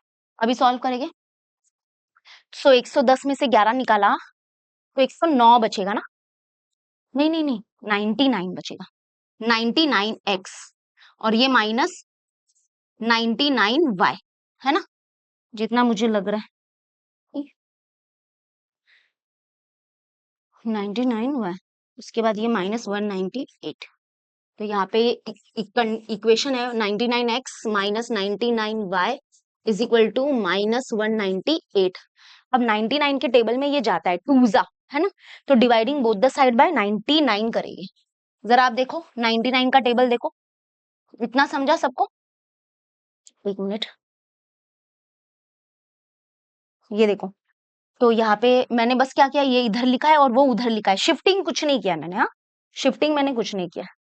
तो अभी यहाँ पे dividing both the side bye 99, dividing both the side bye 90, minus यहाँ इधर, तो ये 99 से डिवाइड हुआ, ये भी 99 से डिवाइड हुआ, ये भी 99 से डिवाइड हुआ, cancel cancel cancel cancel, 99 one जा 99 टू जा होता है, तो मतलब हमारा इक्वेशन आ गया x minus y is equal to -2 होगा, -2, ये रहा हमारा सेकेंड इक्वेशन। ओके, अब देख लो, आप पीछे देख लो, अपने टेक्स्ट बुक में देख लो, यही होगा। हाँ हाँ मतलब इन लोग ने सब्स्टिट्यूशन मेथड किया, इधर देखो ये वाला स्टेप देखो, ये वाला यही है ना। और फिर इन लोग ने क्या किया, यहाँ से x की वैल्यू निकाली, x की वैल्यू जो आई है उन लोग ने क्या किया, इक्वेशन नंबर 1 में पुट किया। तो इन लोग ने है ना, एक और एक मेथड है पता है, एलिमिनेशन मेथड को हम सॉल्व कर सकते हैं सब्स्टिट्यूशन मेथड से, तो वो सब्स्टिट्यूशन मेथड इन लोग ने आजमाया है। को सब्स्टिट्यूशन करना, एक्चुअली में सब्स्टिट्यूशन थोड़ा बेटर पड़ेगा क्योंकि यहाँ पे कोएफिशिएंट को सेम करने के लिए ना बहुत बड़े बड़े नंबर से मल्टीप्लाई करना पड़ेगा, और जो कि कर सकते हो, ऐसा कुछ नहीं है, कर भी सकते हो। मतलब आप देखो मैं करके दिखाती हूँ, 76x पहला हमारा जो इक्वेशन है वो ये है, ठीक है, पहला इक्वेशन ये है और सेकेंड इक्वेशन ये है। अब मुझे दोनों में से कोई एक वेरिएबल का कोएफिशिएंट सेम करना है, और सबसे बेस्ट क्या होगा, y का सेम कर देती हूँ, तो इधर 23 चाहिए ना, 23। तो हम क्या करेंगे, इक्वेशन नंबर 2 को मल्टीप्लाई बाय 23 करेंगे ऑन बोथ द साइड। तो ये बन जाएगा 23x माइनस 23y, एंड ये 23 इंटू टू, 23 इंटू टू, 2 3 6 और ये 4, 46 माइनस 46 हो गया। तो ये इक्वेशन 1 था, ये इक्वेशन 2 था, 2 चेंज हो गया 3 में। ठीक है, अभी ये वाला इक्वेशन देखो और ये वाला इक्वेशन देखो, ये दोनों की साइन जो है वो सेम है। तो जब साइन सेम होता है तो सेम होता है तो सबट्रैक्ट करना रहता है, तो सबट्रैक्ट करेंगे। तो यहाँ पे ये लिखेंगे 76x minus 23y is equal to 7, और फिर ये लिखेंगे 23x minus 23y is equal to minus 46। तो सब्ट्रैक्शन के टाइम पे सबका साइन चेंज, तो ये माइनस का प्लस, माइनस का प्लस, प्लस का माइनस, तो ये कैंसिल हुआ, और ये प्लस और प्लस प्लस ही होगा। तो 46 और 7 करोगे, 7 7 14 होता है, तो ये 13, 53 आया, ये 53। और यहाँ पे माइनस करना पड़ेगा, तो 76 में से 23 गया तो 3 और ये 5, ये भी 53x, 53x, तो मतलब x की वैल्यू आ जाएगी 1, क्योंकि ये मल्टीप्लाई में 53 है, ये डिवाइड में 53 आएगा, तो x की वैल्यू 1 आ गई। देखते हैं इधर, x की वैल्यू 1 आई, देख लिया, x की वैल्यू 1 आई, और यही x की वैल्यू किसी एक इक्वेशन में पुट कर देना, तो y की वैल्यू क्या आएगी, 3 आएगी। सो देयरफॉर जो हमारा 2 डिजिट नंबर है, सॉरी 3 डिजिट नंबर, तो देयरफॉर जो हमारा 3 डिजिट, लास्ट में डायरेक्ट आंसर नहीं लिख सकते, ऐसे अच्छे से लिखना, देयरफॉर द 3 डिजिट नंबर जो होगा हमारा वो क्या होगा, क्योंकि इन लोग ने देखो क्या बोला था कि जो हमारा 3 डिजिट नंबर है ना, उसमें क्या था कि जो 100 के प्लेस में x था, टेंस के प्लेस में y था, और जो मिडल था ना, मिडल मतलब कौन सा होता है, सॉरी ये यूनिट, यूनिट प्लेस में y था, और टेंस प्लेस में क्या था, x प्लस वाई प्लस 1 था ना। तो 100 प्लेस में x की वैल्यू आई है 1, 1 है 100 प्लेस में, और टेंस प्लेस में क्या है, x प्लस वाई प्लस 1, तो x है 1, 1 प्लस 3 प्लस 1 कितना हुआ, 3 4 5, 5 है, तो टेंस प्लेस में 5 है, और यूनिट प्लेस में क्या है, y है, y मतलब 3, तो हमारा ओरिजिनल नंबर है 153। तो इन लोग ने वही बोला है, the digit in the 100 place is 1, क्योंकि x की वैल्यू 1 आई है। The digit in the tens place is, the digit in the tens place यानी कि मिडल, वो क्या, x प्लस वाई प्लस 1, तो x की वैल्यू 3 है, y की वैल्यू सॉरी x की वैल्यू 1 है, 1 प्लस वाई प्लस जो भी है समझ जाओ 5, और जो टेंस प्लेस है, अरे टेंस प्लेस 100 प्लेस दिया, टेंस प्लेस दिया, तो यूनिट को क्यों खा गए, एंड यूनिट प्लेस में जो डिजिट है वो क्या है, y यानी कि 3, तो ये समझा। या तो फिर आप लोग को जो x और y की वैल्यू मिली है ना, सच बोलूं, वो यहाँ पे पुट कर दो, यहाँ पे x की वैल्यू पुट करो, यहाँ पे y की वैल्यू पुट करो, और सबको ऐड कर दो, तो तुमको तुम्हारा ओरिजिनल नंबर जो है वो मिल जाएगा। ठीक है, क्लियर हुआ सब लोग को। तो बस 153 इज द ओरिजिनल नंबर, और जब उसके डिजिट को इंटरचेंज करेंगे तो हमको जो नया नंबर मिलेगा वो 153 है, तो 351 होगा ना, फिर 351 होगा। ठीक है, तो ऐसा है हमारा 3 डिजिट वाला, आई होप आपको समझा होगा, और इसका पीडीएफ का मैं लिंक, मतलब ये पीडीएफ में अपलोड कर दूंगी फ्री मटेरियल में, जो मैंने आपको इजी लर्निंग के ऐप में बताया है। अगर आपको कुछ भी इंक्वायरी करनी है हमारे ऑनलाइन बैचेस के रिगार्डिंग, तो प्लीज इस नंबर पे आप बिंदास कॉल करना एकदम फ्री है, और आप बिंदास कॉल करो, आपके सारे आंसर्स दिए जाएंगे क्वेश्चंस के। ठीक है, मिलते हैं नेक्स्ट वीडियो में, बाय बाय। और चैप्टर 2 से कौन कौन से वर्ड प्रॉब्लम्स आपको हार्ड लगते हैं मुझे कमेंट में बता देना, अपलोड हो जाएगा वीडियो। ठीक है, बाय बाय, टेक केयर।